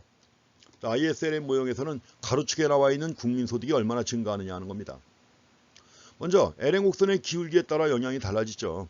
그래서 LN 곡선의 기울기가 만약에 케인스가 얘기하는 것처럼 완전 수평이다. 케인스가 주장하는 LN 곡선은 완전 수평이에요. 그래서 이 수평의 LN 곡선을 갖다가 뒤에 나오는데 유동성 함정이라고 합니다. 유동성 함정 해가지고 극도로 경기가 침체한 경우 이자율이 최저 수준까지 하락했을 때 나타날 수 있는 그런 현상입니다. 가지고 수평의 LN 곡선상에서는 통화정책은 전혀 효과가 없어요. 통화정책은 전혀 효과가 없고 재정정책만이 효과가 있다는 겁니다. 이게 바로 케인스가 주장하는 거죠. 원래 수평의 LN 곡선은 케인스가 주장하는 것이고 케인스 학파는 수평은 아니지만 매우 완만하다고 봅니다. 그래서 이런 경우에는 구축 효과가 있다고 해도 매우 작거나 전혀 없고 구축 효과가 전혀 없거나 매우 작다. 그럼 재정정책은 매우 효과가 있는 거죠. 그리고 이럴 때 통화정책은 또 전혀 효과가 없습니다. 유동성 함정에서 통화정책은 전혀 효과가 없다. 반면에 이제 고전학파가 얘기하는 것처럼 LN 곡선이 수직일 때 이럴 때는 통화정책의 효과가 매우 큽니다. 통화정책에 눈에 계속 거슬리는데 통화정책이 매우 유효하다. 고전학파의 주장이죠. 고전학파나 또는 고전학파 계열의 통화주의자들이 주장하는 겁니다. 수직이거나 수직에 매우 가까울 때 이럴 때는 통화정책이 매우 유효하다. 또 IS 곡선의 기울기도 영향을 미칩니다. IS 곡선의 기울기에 영향을 미치는 중요한 요인이 뭐였죠? 투자의 이자율 탄력성이었죠. B, 앞에서 봤던 B가 바로 투자 이자율 탄력성입니다. 그리고 화폐 수요의 소득 탄력성은 K라고 했고 화폐 수요의 이자율 탄력성이 H라고 그랬죠. 그래서 H분의 K 기억나시죠? 저거 잘 살펴보셔야 됩니다. 아주 중요한 거예요. 일단은 수직선에 가까운 IS 곡선, 이게 바로 케인스의 주장입니다. 수직선에 가까운 IS 곡선, 원래 수직은 없어요. 어떤 학파도 수직은 없습니다. IS 곡선은. 또 수평도 없고요. 수직이나 수평은 없는 거예요. 수직에 가깝다 이거죠. 그러니까 쉽게 얘기하면 뭐예요? 가파른, 이렇게 써야죠. 가파른 IS 곡선, 또 완만한 IS 곡선 이렇게 표시해야 되는 겁니다. 수직은 어떤 주장도 없어요. 그래서 만약에 가파른 IS 곡선일 때 재정정책에 매우 효과가 있다는 겁니다. 그래서 이게 케인스 학파의 주장이고, 반면에 완만한 IS 곡선일 때는 역시 통화정책이 효과가 있다는 것인데 고전학파의 주장입니다. 그래서 재정정책과 통화정책의 상대적 유효성에 대해서 그렇게 정리해 보시기 바랍니다. 이거 굉장히 중요합니다. 학파들 간의 견해 차이가 굉장히 중요해요. 지금 수평의 LN 곡선이 나왔는데 이것도 너무 극단적입니다. 가로축 아니에요, 아예. 이자율이 얼마라는 얘기입니까? 제로라는 얘기죠. 뭐 이런 일은 거의 있을 수 없습니다. 조금은 있어야죠, 이자율이. 한 1%에서 조금 올려야지, 그쵸? 이 정도. 요 정도에서 수평인 걸 그려야 되는 거죠. 그래가지고 이제 여기서 LN 곡선이 어느 정도까지는 수평이에요, 여기까지는. 수평을 이루고 있다가, 그 다음에 어느 정도 수평을 이룬다면 이것이 이제 LN 곡선이라는 걸 표시하기 위해서, LN 곡선은 우상향하잖아요. 우상향하는 LN 곡선인 걸 표시하기 위해서 여기서 좀 꼬부려 놓은 겁니다. 이렇게 해갖고. 중요한 건 이제 수평일 때. 이럴 때 이제 IS 곡선이 있다. IS 곡선. 그러니까 여기가 국민소득이죠. 그러니까 이 상황에서 만약에 재정정책을 실시해가지고 IS 곡선이 우측 이동하면 당연히 국민소득이 어떻게 될까요? 크게 증가하겠죠. 이 정도까지는. 그러니까 완전고용 국민소득이 여기인데 완전고용 국민소득에 이를 때까지는 국민소득이 증가하죠. 당연히. 이게 우측 이동하면. 그 다음에 오른쪽은 수직의 LN 곡선인데 이게 고전학파의 LN 곡선이죠. 고전학파의 LN 곡선에서 만약에 IS 곡선이 우측 이동한다. 국민소득의 증가 있어요? 없어요? 없죠. 전혀. 이럴 때는 구축 효과가 100%입니다. LN 곡선이 수직일 때는 구축 효과가 100%. 그러니까 재정정책은 전혀 효과가 없다. 반면에 LN 곡선이 수평일 때 케인스의 유동성 함정입니다. 이럴 때는 뭐예요? 재정정책의 효과는 매우 강력하다. 통화정책은 효과가 없지만 재정정책 효과는 매우 강력합니다. 이렇게 해가지고 그림통에서도 살펴보실 수가 있습니다. 그래서 재정정책을 실시했을 때 IS 곡선이 우측 이동하니까 이동한 것만큼 국민소득이 증가한단 말이에요. 그 소득 증가 효과가 매우 큽니다. 그렇지만 LM 곡선을 이동시켜봤자 수평의 LM 곡선을 갖다가 오른쪽으로 이동시켜봤자 어떻게 돼요? 그 자리죠. 그래서 LM 곡선이 수평일 때 IS 곡선의 이동은 소득 증가 효과가 매우 크지만 LM 곡선이 이동은 수평선이 이동해봤자 그대로 수평선 아니에요. 소득은 변화하지 않는다는 겁니다. 이게 바로 케인스의 유동성 함정입니다. 유동성 함정. 오른쪽은 이제 고전압파의 주장입니다. 그래서 재정정책을 통해서 IS 곡선 이동해봤자 국민소득은 변화하지 않고 이자율만 상승합니다. 자, 이런 경우 LN 곡선을 갖다 이동시키면 국민소득의 증가 효과가 매우 크죠. 통화정책은 효과가 큽니다. 그래서 LN 곡선이 수직일 때 IS 곡선, 재정정책을 통해서 IS 곡선을 이동시키면 이자율만 상승합니다. 그렇지만 통화정책을 통해서 LN 곡선을 이동시키면 소득 증가 효과가 매우 크다는 것이죠. 이렇게 해갖고 극단적인 그림. 자, LN 곡선이 수평일 때하고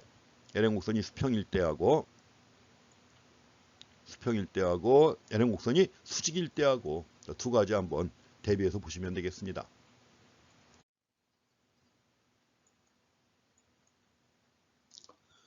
자, 반대로 이제 수직의 IS 곡선인데 이런 거 없다고 그랬습니다. 그렇지만 만약에 수직에 매우 가깝다면 그렇게 생각하세요. 또 수평의 IS 곡선도 없어요. 이런 극단적인 주장은 전혀 없습니다. 그래서 만약에 수직에 가깝다, 수평에 가깝다면 그렇게 이해하시면 되겠습니다. 자, 이런 경우 LN 곡선을 갖다 이동시켜봤자 이자율만 하락하고 국민소득은 변화가 없죠. 통화정책은 효과가 없죠. 원래 수직의 LN 곡선에 IS 곡선에 가까운 건 케인스 학파의 주장입니다. 그래서 IS 곡선이 수직선에 가깝게 매우 가파르다. 이런 겁니다. 당연히 통화정책 효과가 없죠. 그렇지만 재정정책은 IS 곡선 이동시키는 재정정책은 효과가 매우 크지요. 그런 겁니다. 그래서 자, 케인스 학파 투자의 이자율 탄력성, 이게 바로 B입니다. B. 매우 작다고 본 거예요. 왜냐하면 이제 기업가가 투자할 때는 주로 애니멀 스피릿, 그 애니멀 스피릿에 기초해가지고 투자를 하기 때문에 이자율 계산해가지고 투자하는 게 아니라는 겁니다. 그냥 동물적 본능, 돈 냄새 맡으면 투자한다 이거예요. 지르고 본다. 그러니까 투자 이자 탄력성은 매우 작다고 보는 것이고 IS 곡선이 가파른 형태죠. 이런 경우라면 통화정책은 별로 효과가 없지만 재정정책은 매우 효과가 강합니다. 그래서 통화정책은 효과가 없지만 재정정책의 효과는 매우 강하다. 그 다음에 오른쪽 같은 경우 수평에 가까울 때, 이럴 때죠. 고전압파가 주장하는 건데 투자의 이자율 탄력성이 매우 크다고 봅니다. 그래서 IS 곡선이 매우 완만한 형태고 이럴 때는 통화정책이 매우 효과가 크다는 겁니다. 유효하다 이렇게 보십니다. 자, 케인스 학파는 기본적으로 자본주의 경제를 갖다 보는 입장 자체가 달라요. 그러니까 자본주의 시장 경제는 근본적으로 불안하다 이거죠. 근본적으로 불안정하다. 불안정한 경제니까는 뭐예요? 정부가 개입을 해가지고 불안정 요인을 제거하라는 겁니다. 그래서 두 가지 학파에서 얘기했던 거 종합한다면 투자의 이자율 탄력성은 매우 작다.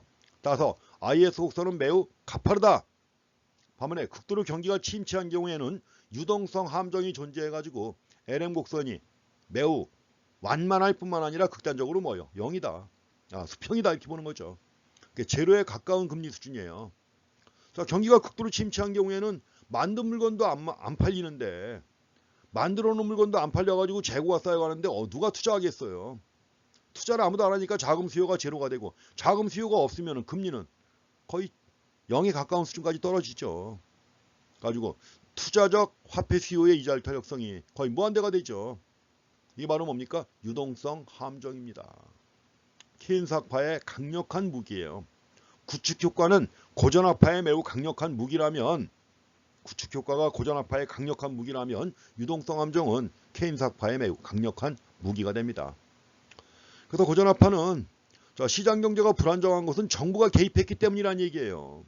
정부가 개입해서 괜히 최저임금제니 이런 거 통해서 정부가 개입했기 때문에 시장 경제가 불안정한 것이다.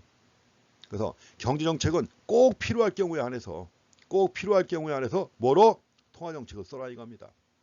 통화정책으로 개입해야지 재정정책 자체가 효과가 없잖아요. 구축 효과가 매우 크기 때문에. 그래서 고전화파는 투자의 이자율 탄력성은 매우 크다. 봅니다. 크다. 높다가 아니라 크다. 그리고 투자적 화폐 수요는 없어요. 당연히. 투자적 화폐 수요는 없다. 자, 고전화파가 보는 입장이 뭐예요? I = S에서 이자율이 결정되잖아요. I = S에서 이자율이 결정되고 이 고전화파의 입장입니다. 그래서 투자의 이자율 탄력성은 매우 크다. 그러니까 이제 IS 곡선은 매우 완만하고 LN 곡선은 매우 가파르다. 그래서 이런 입장의 차이를 갖다 확인하시면 IS 곡선의 기울기, LN 곡선의 기울기에 대한 그런 견해 차이를 확인하실 수가 있을 겁니다. 그런데 이제 케인스가 유동성 함정이 존재할 때 통화정책은 전혀 효과가 없다고 그랬죠. 통화정책은 전혀 효과가 없고 재정정책만이 효과가 강력하다고 그랬습니다. 근데 그걸 또 비판한 사람이 있어요. 그렇지 않다. 유동성 함정과 같은 극도의 경기 침체 상황에서도 정부 정책이 효과가 있다는 거죠. 가지고 이걸 피구가 제시합니다. 피구는 케인스의 동문 수학한사이에요. 케임브리지 대학의 동기까지는 아니라고 하더라도 거의 비슷한 시기에 함께 공부한 사람이에요. 아서 피구. 둘 다 마셜의 제자고 이런 사람입니다. 그래서 피구가 이제 피구 효과를 제시해가지고 케인스를 반박해요. 피구 효과를 내가지고 케인스를 반박하는 겁니다. 그래서 유동성 함정과 관련된 내용인데 말씀드린 것처럼 리쿼디티 트랩이에요. 유동성 함정, 리쿼디티 트랩. 그래서 원래 유동성 함정은 극도로 경기가 침체할 때 발생하는 거예요. 극도로 경기가 침체할 때 이자율이 최저 수준까지 떨어진 상황에서 나타나는 겁니다. 또 극도로 경기가 침체한 상황에서는 당연히 디플레이션이죠.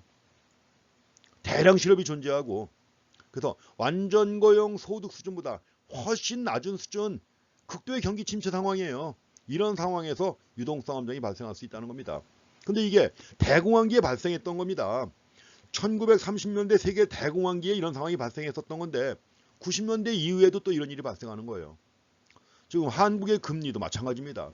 지금까지 역사상 대한민국 역사상 지금처럼 금리가 낮은 적이 한 번도 없었던 거예요. 근데 전 세계가 다 마찬가지입니다. 지금처럼 금리가 낮았던 적이 한 번도 없어요. 더더구나 일본 같은 경우에는 90년대 이후에 일본 경제 잃어버린 20년. 잃어버린 20년이라고 했는데 근래는 또 10년을 추가해갖고 잃어버린 30년이라고 합니다. 그래서 이걸 갖다 아베가 살려놨다는 겁니다. 지들 평가로 아베가 살려놓은 것이다. 근데 여전히 일본인들의 생활 수준은 지금 상당히 낮은 수준에 있어요. 말씀드린 것처럼 이런 걸 비교하려면 그냥 1인당 GDP 비교해서 됩니까? 안 되죠. PPP 환율로 비교해야 되는 거예요. 물가를 고려한 개념으로. 일본하고 우리하고 차이가 없습니다. 잃어버린 20년 왔다 지나면서. 거기다가 또 2008년에 글로벌 금융위기 그리고 이어진 대침체 그레이트 디프레션이라고 하는 겁니다. 대침체는 그레이트 디프레션, 대공황은 원래 대공황은 그레이트 디프레션, 대침체는 그레이트 리세션이에요. 그러니까 미국에서 이제 디프레션이라는 용어 안 씁니다. 디프레션 이런 용어 안 써. 이게 굉장히 공포스러운 단어예요. 얼마 전에 여학생 하나가 앞에 지나가는데 까만색 티셔츠에다가 앞에다가 영어를 새겼어. 영어를 써놨는데 끔찍했습니다. 영어로 써놨는데 디프레션 해가지고 크게 써놨습니다. 디프레션. 그리고 디프레션 아래 써있는 글씨가 other mental is illness.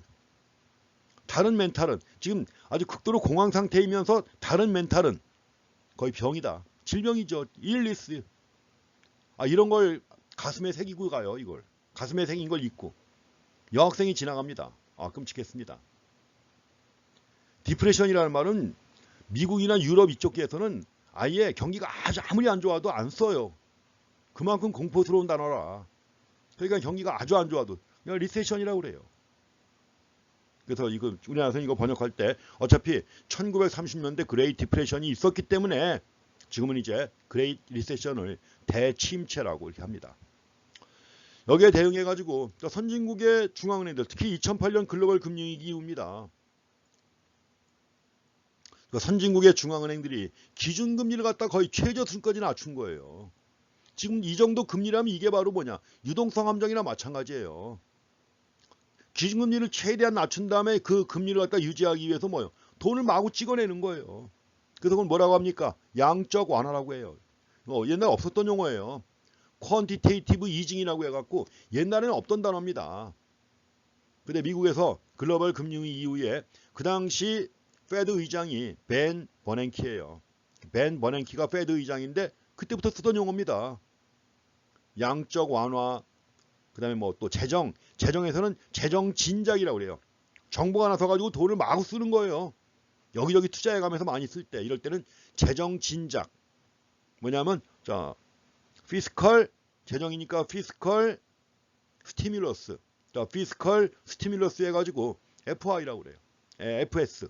그걸 번역할 때 재정 진작이라고 하는데 이 용어도 새로 나온 겁니다. 글로벌 금융위기 이후에. 그래서 양적 완화. 그래갖고 이제 전통적으로 확장적 통화정책인데 뭐 그거 갖고 안 된다는 거죠. 그래서 중앙은행이 직접 나서가지고 뭐요? 시중에 직접 유동성을 공급하는 거예요. 그러니까 예전에 있던 확장적 통화정책과는 또 다른 개념으로 양적 완화라고 하는 겁니다. 양적 완화. 그래서 전통적인 통화정책에 경기 부양 효과가 미미할 때 별로 효과가 없는 경우란 말이에요. 이럴 때는 중앙은행이 정부 채권이라든가 민간 부문의 자산을 갖다가 중앙은행이 직접 매입하는 거, 이런 것들을 중앙은행이 직접 매입해가지고 뭐요? 시중에 직접 유동성을 공급하는 겁니다. 본원통화 공급을 갖다가 직접 늘리는 거예요. 중앙은행이 나서서. 미국에서는 이걸 어디다 비유하느냐? 헬리콥터로 돈을 뿌린다고 그래요. 페드가 중앙은행이 헬리콥터로 돈을 뿌린다. 근데 그 6차례에 걸쳐가지고 대규모 양적 완화를 했단 말이에요. 벤 버냉키가. 버냉키 별명이 뭔지 아세요? 헬리콥터 벤. 별명이 헬리콥터 벤이에요. 그 버냉키가 6차례에 걸쳐갖고 이제 헬리콥터로다가 그냥 돈 마구 뿌렸다 이거죠. 그 맨케 경제학의 그 통화와 관련된 챕터, 각 챕터마다 표지에 그림이 나오는데 맨케 경제학에서는 표지에 그 그림에 뭐가 나오는지 아세요? 헬리콥터로 돈 뿌리는 게 나옵니다. 통화 파트의 챕터 10몇 장, 12장인가 되는데 그 12장 표지가 헬리콥터로 돈 뿌리는 거, 이게 나와요. 그만큼 이제 글로벌 금융위기 이후에 보편화된 그런 것 중에 하나입니다. 그래서 양적 완화 개념도 한번 체크해 주시고요.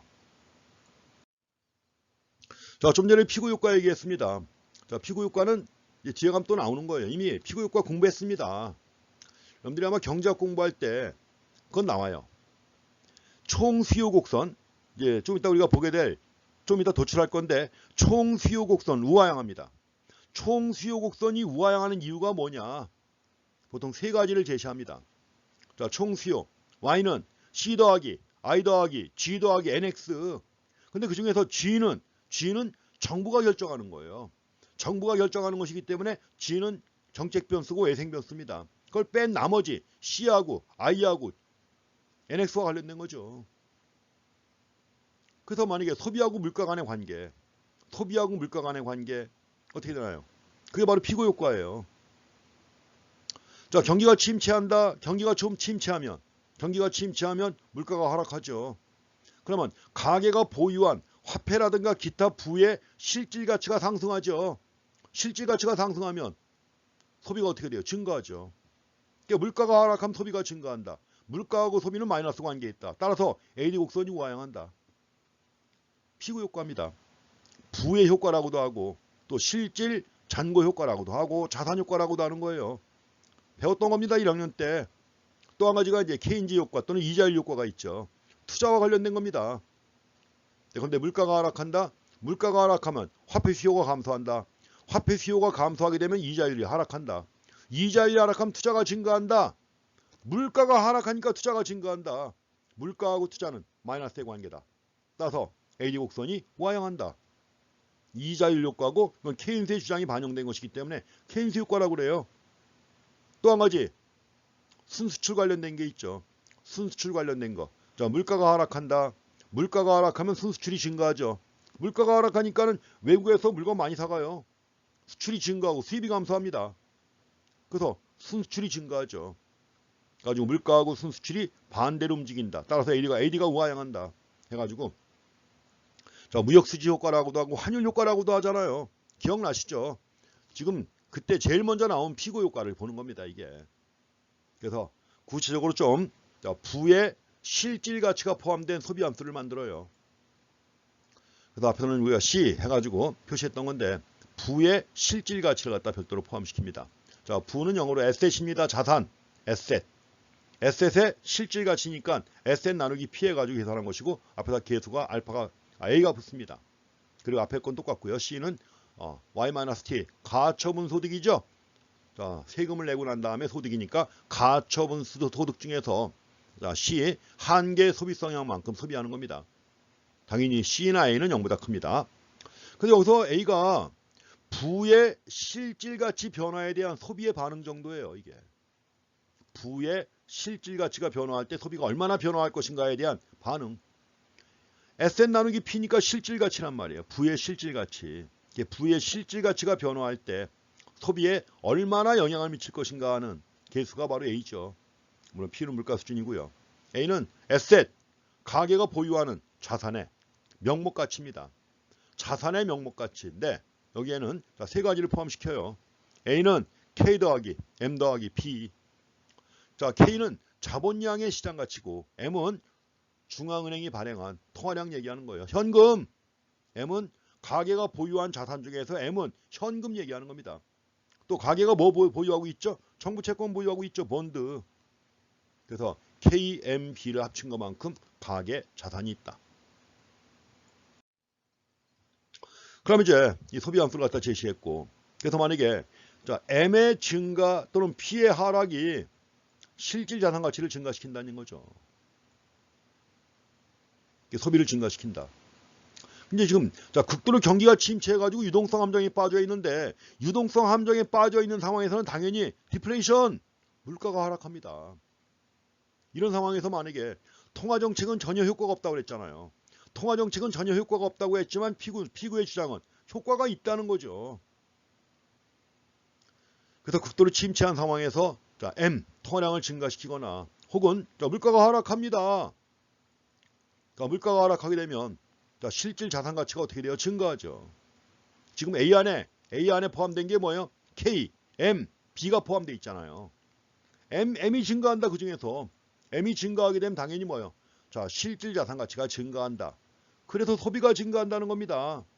자, 소비가 증가하면 총수요가 증가하고 총수요가 증가하면 국민소득이 증가하죠. 그래서 케인스의 주장을 반박하면서 피구가 제시한 겁니다. 통화정책 효과가 있다. 물가가 하락하기 때문에 통화정책은 효과가 있다는 겁니다. 그렇지만 이에 대한 케인스 학파의 주장은 뭐냐? 그렇다고 해도 그 효과는 매우 미미하다. 그렇다고 해도 그 효과는 매우 미미하다. 이겁니다. 또 중요한 건 논리상으로 실질 자산 가치가 증가하면 소비가 증가하는 건 맞아요. 그렇죠? 그런데 과연 극도로 경기가 침체한 상황에서 물가가 하락해가지고 실질 자산 가치가 증가한다고 해서 소비가 얼마나 증가할 것인가 하는 거죠. 아껴야죠. 우리가 지갑을 닫잖아요. 보통 경기가 침체할 것 같고 침체가 계속될 것 같다. 그러면은 뭐예요? 지갑을 딱 닫아버리잖아요. 심리적 요인 때문에. 소비가 별로 증가하지 않는다는 게 또 케인스 학파의 피고 효과에 대한 반론입니다. 어쨌든 간에 자, 피고 효과는 자, 주어진 이자율 수준에서 자, 소비가 증가하니까 국민소득은 증가합니다. 국민소득은 증가할 것이고 이건 곧 IS 곡선의 우측 이동이에요. 그러니까 아무리 LN 곡선이 수평이라고 해도 피고 효과로 인해 가지고 IS 곡선이 우측 이동한단 말이에요. 그럼 국민소득이 증가한다는 거 아니에요. 그렇죠? 결국 유동성 함정이라고 하더라도 뭐 문제 해결이 가능하다 이런 표현은 어울리지 않고 유동성 함정에 빠져 있다고 해도 국민소득은 증가할 수 있다는 겁니다. 또 유동성 함정에 빠져 있어도 통화정책이 효과가 있을 수 있다는 거죠. 그 얘기입니다. 그래서 피고 효과가 주장하는 아이디어를 그렇게 확인하시기 바랍니다. 워낙 대중화된 일반적인 용어이기 때문에 뭐 이런데 네이버나 다음에서 검색해도 백과사전에 나와 있는 피고 효과에 대해서 자세히 나옵니다. 아주. 그래서 피고 효과는 아주 유명한 효과 중에 하나니까 확인하시고, 물론 자 케인스의 유동성 함정과 함께 파악을 해야 돼요. 그래서 케인스의 주장, 그에 대한 피구의 반론이 피고 효과고, 또 피고 효과에 대한 케인스 학파의 반론까지 해가지고 내용을 한번 정리해 보시는 게 필요합니다. 자, 지금 이런 상황입니다. 자, 지금 통화량을 증가시켜 유동성 함정인 상황입니다. 수평이죠. 이런 상황에서 통화량을 증가시켰다. 그러나 LN 곡선이 우측 이동하죠. 우측 이동해도 여전히 수평이라면 국민소득은 변화가 있어요, 없어요? 변화가 없죠. Y0 그대로입니다. Y0인 상황에서 아무리 통화량을 늘려봤자 Y0는 변화가 없죠. 그래서 유동성 함정에 빠져가지고 LN 곡선을 이동시키는 정책, 즉 통화량을 증가시키는 통화 정책은 효과가 없다는 거죠. 근데 이 피구의 주장은 뭐예요? 피구의 주장은 이렇다고 해도 이럴 때 뭐예요? 물가가 하락해가지고 소비가 증가하기 때문에 IS 곡선이 이동한다는 거죠. 이렇게 IS 곡선이 이동하면 국민소득이 증가할 수 있는 거 아니에요. 이게 피구의 주장이죠. 그래서 피구의 주장, 자 실질 잔고 효과라는 말은 사실 이거 요새 잘 안 쓰는 말이에요. 원래 실질 잔고 효과 해가지고 리얼 밸런스 이펙트라고 하는 겁니다. 옛날에 많이 쓰던 용어예요. 일본 책에서 많이 썼고, 원래 그 리얼 밸런스 이펙트라는 말은 돈 패팅킨이라고 하는 돈 패팅킨이라고 하는 이스라엘 출신의 경제학자가 쓴 용어입니다. 꽤 유명한 학자예요, 그 사람도. 가지고 이제 그 양반이 쓴 책 원서도 제가 첫 한 번 갖고 있는데, 돈 패팅킨 그 양반이 쓴 책인데 거기서 리얼 밸런스 이펙트라고 나오고, 이걸 일본 사람들이 실질 잔고 효과라고 번역한 거예요. 또는 실질 잔액 효과, 그렇게 번역을 한 겁니다. 그래서 국내에서도 그 용어가 꽤 오랫동안 쓰이다가 요새는 아무도 안 씁니다. 아무도 안 쓰고 지금 얘기하는 피고 효과를 갖다가 우리말로 번역해서 쓸 때는 피고 효과를 부의 효과, 물론 여기서 부라고 하는 게 웰스 얘기하는 겁니다. 웰스, 부의 효과 또는 자산 효과라고 그래요. 부의 효과 또는 자산 효과. 또 대부분의 경우 그냥 번역하지 않고 뭐예요? 그냥 피고 효과라고 합니다. 그러니까 오히려 실질 잔고 효과라는 용어는 지금은 완전 퇴출된 용어의 하나다 이렇게 보시면 돼요. 부의 효과, 자산 효과, 피고 효과, 그렇게 정리하시면 되겠습니다. 그래서 유동성 함정에 빠진 상황에서도 통화정책이 효과가 있다는 거죠. 이게 바로 피구의 주장의 핵심입니다. 이제 5장의 종착역입니다. 총 수요 곡선을 도출해야 돼요. 총 수요 곡선, Aggregate Demand AD 곡선입니다. AD 곡선은 어디서 나오느냐? IS, LM, BP의 균형점에서 도출합니다. 근데 총 수요 곡선은 세로축이 물가입니다. 물가이기 때문에 이 모형에다가 물가를 집어넣어야 돼요. 이 모형에다가 물가가 변화하는 상황을 제시한 다음에 Y가 어떻게 변화하는지 이걸 파악하게 되면 P하고 Y 간의 관계가 나오겠죠. 그런데 물가가 하락했을 때 Y가 증가한다. 자, 물가가 하락할 때 Y가 증가하니까 AD 곡선이 우하향하는 건데, 논리상으로 볼 때 이제 그 이유를 세 가지는 아까 말씀을 드렸죠. C, I, NX 해가지고 이제 피고 효과 또는 자산 효과가 하나 있고, 두 번째가 케인즈 효과, 이자율 효과가 있었죠. 세 번째가 무역수지 효과 또는 환율 효과가 있었죠. 그거 가지고 설명을 하는 건데, 일단은 자, 그래프 가지고 도출합니다. 그래프 가지고 도출해가지고 우하향하는 총수요 곡선 확인하셔야 됩니다. 자, 지금 이 균형점에 ISLM BP의 균형점입니다. 균형점이고 요 점에서 R0하고 RF가 같다 이겁니다. 물가가 하락했습니다. 일단 물가가 하락하면 실질 통화 공급이 증가합니다. 물가 수준의 하락은 IS 곡선에는 직접적으로 영향 안 미쳐요. IS 곡선에는 직접 영향을 안 미치고 LM 곡선에 영향을 미칩니다. 그래서 물가 수준이 하락하면 실질 통화 공급이 증가해가지고 LM 곡선이 우측 이동합니다. LM 곡선이 먼저 LM으로다 우측 이동했다. 우측 이동하니까 균형점이 어디로 가는 겁니까? A0에서 A1으로 갔죠. 그러니까 국민소득이 Y1까지 증가했다.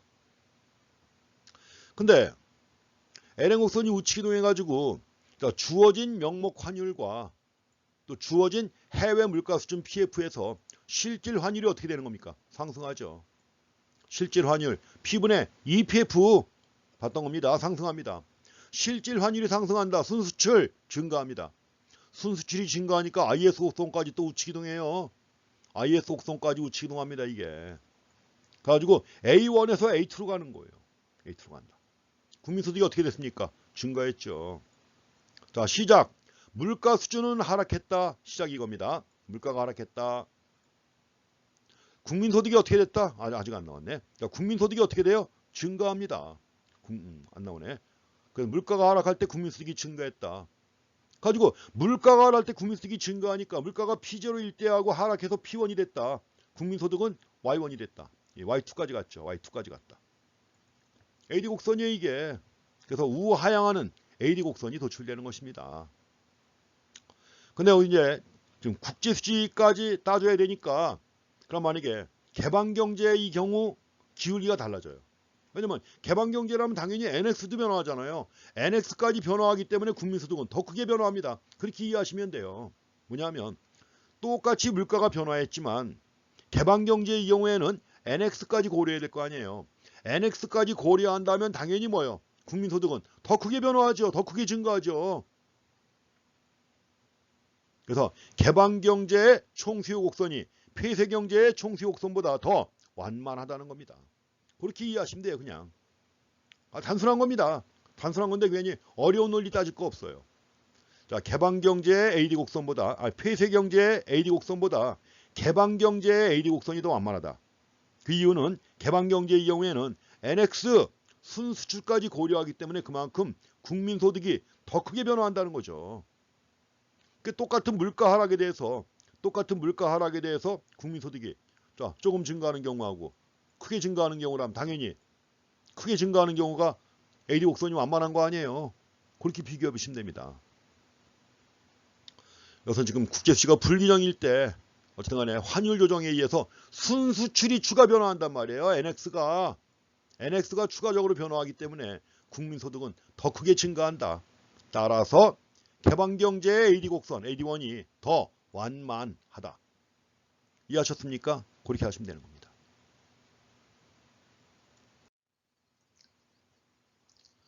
자, 다음은 총수요 곡선의 이동이에요. 이동. 도출은 했고 어떨 때 총수요 곡선 이동할 것이냐.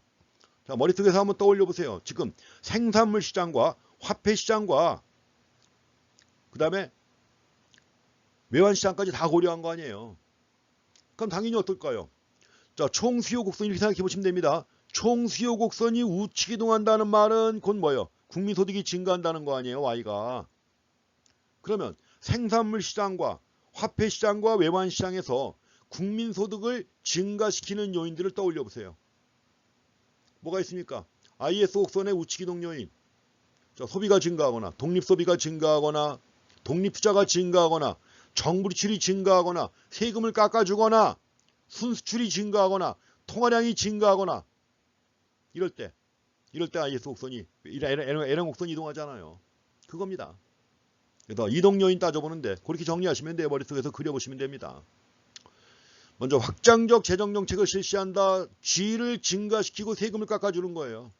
G가 증가하고 세금을 깎아준다. 어떻게 되나요? 변동환율제도 하에서 자, IS 곡선 이동했습니다. 가지고 균형점이 A1으로 왔잖아요. 국내 이자율이 높아졌죠.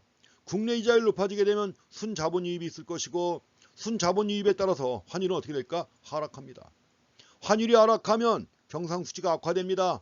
지금까지 다 본 겁니다. 탁탁탁탁 올라야 돼 이제. 자, 순수출이 감소한단 말이에요. 어떻게 되는 거예요? 총수요는 감소한다. IS 곡선의 왼쪽 이동이다. IS 곡선의 좌측 이동. 여기서 이제 왼쪽 이동으로 나왔네요. 그래서 자, 지금 이제 변동환율제도입니다. 변동환율제도 하에서 효과예요. 이거 구분하셔야 됩니다. 변동환율제도 하에서다. 원래 앞에서 얘기했지만 변동환율제도 하에서 재정정책은 효과가 있었어요? 없었어요? 없었죠. 근데 여기서는 지금 IS, LM, BP 다 고려해서 보는 것이기 때문에 이런 경우 변동환율 제도하에서 IS 곡선이 왼쪽 이동한다는 거 여기까지 일단 확인하시고요. 그래서 변동환율 제도하에서 정부 지출의 증가는 결국 총수요를 이동시키지 않는다는 거예요. 재정정책은 효과가 없다는 게 결국 뭐냐? 일단은 증가하지만 다시 또 왼쪽 이동해가지고 감소한다는 얘기입니다. 그렇게 보시면 돼요. 그래서 일반적인 경우 우리가 총수요 곡선의 이동 요인, 일반적으로 볼 땐 정부 지출이 증가하면 우측 이동하지만 그렇지만 변동 환율 제도 하에서라면 뭐예요? 다시 돌아가요. 우측 이동했다가 다시 돌아갑니다. 그래서 변동 환율 제도 하에서 정부 지출의 증가는 AD 곡선을 이동시키지 못한다. 결국 재정정책은 효과가 없다는 거죠.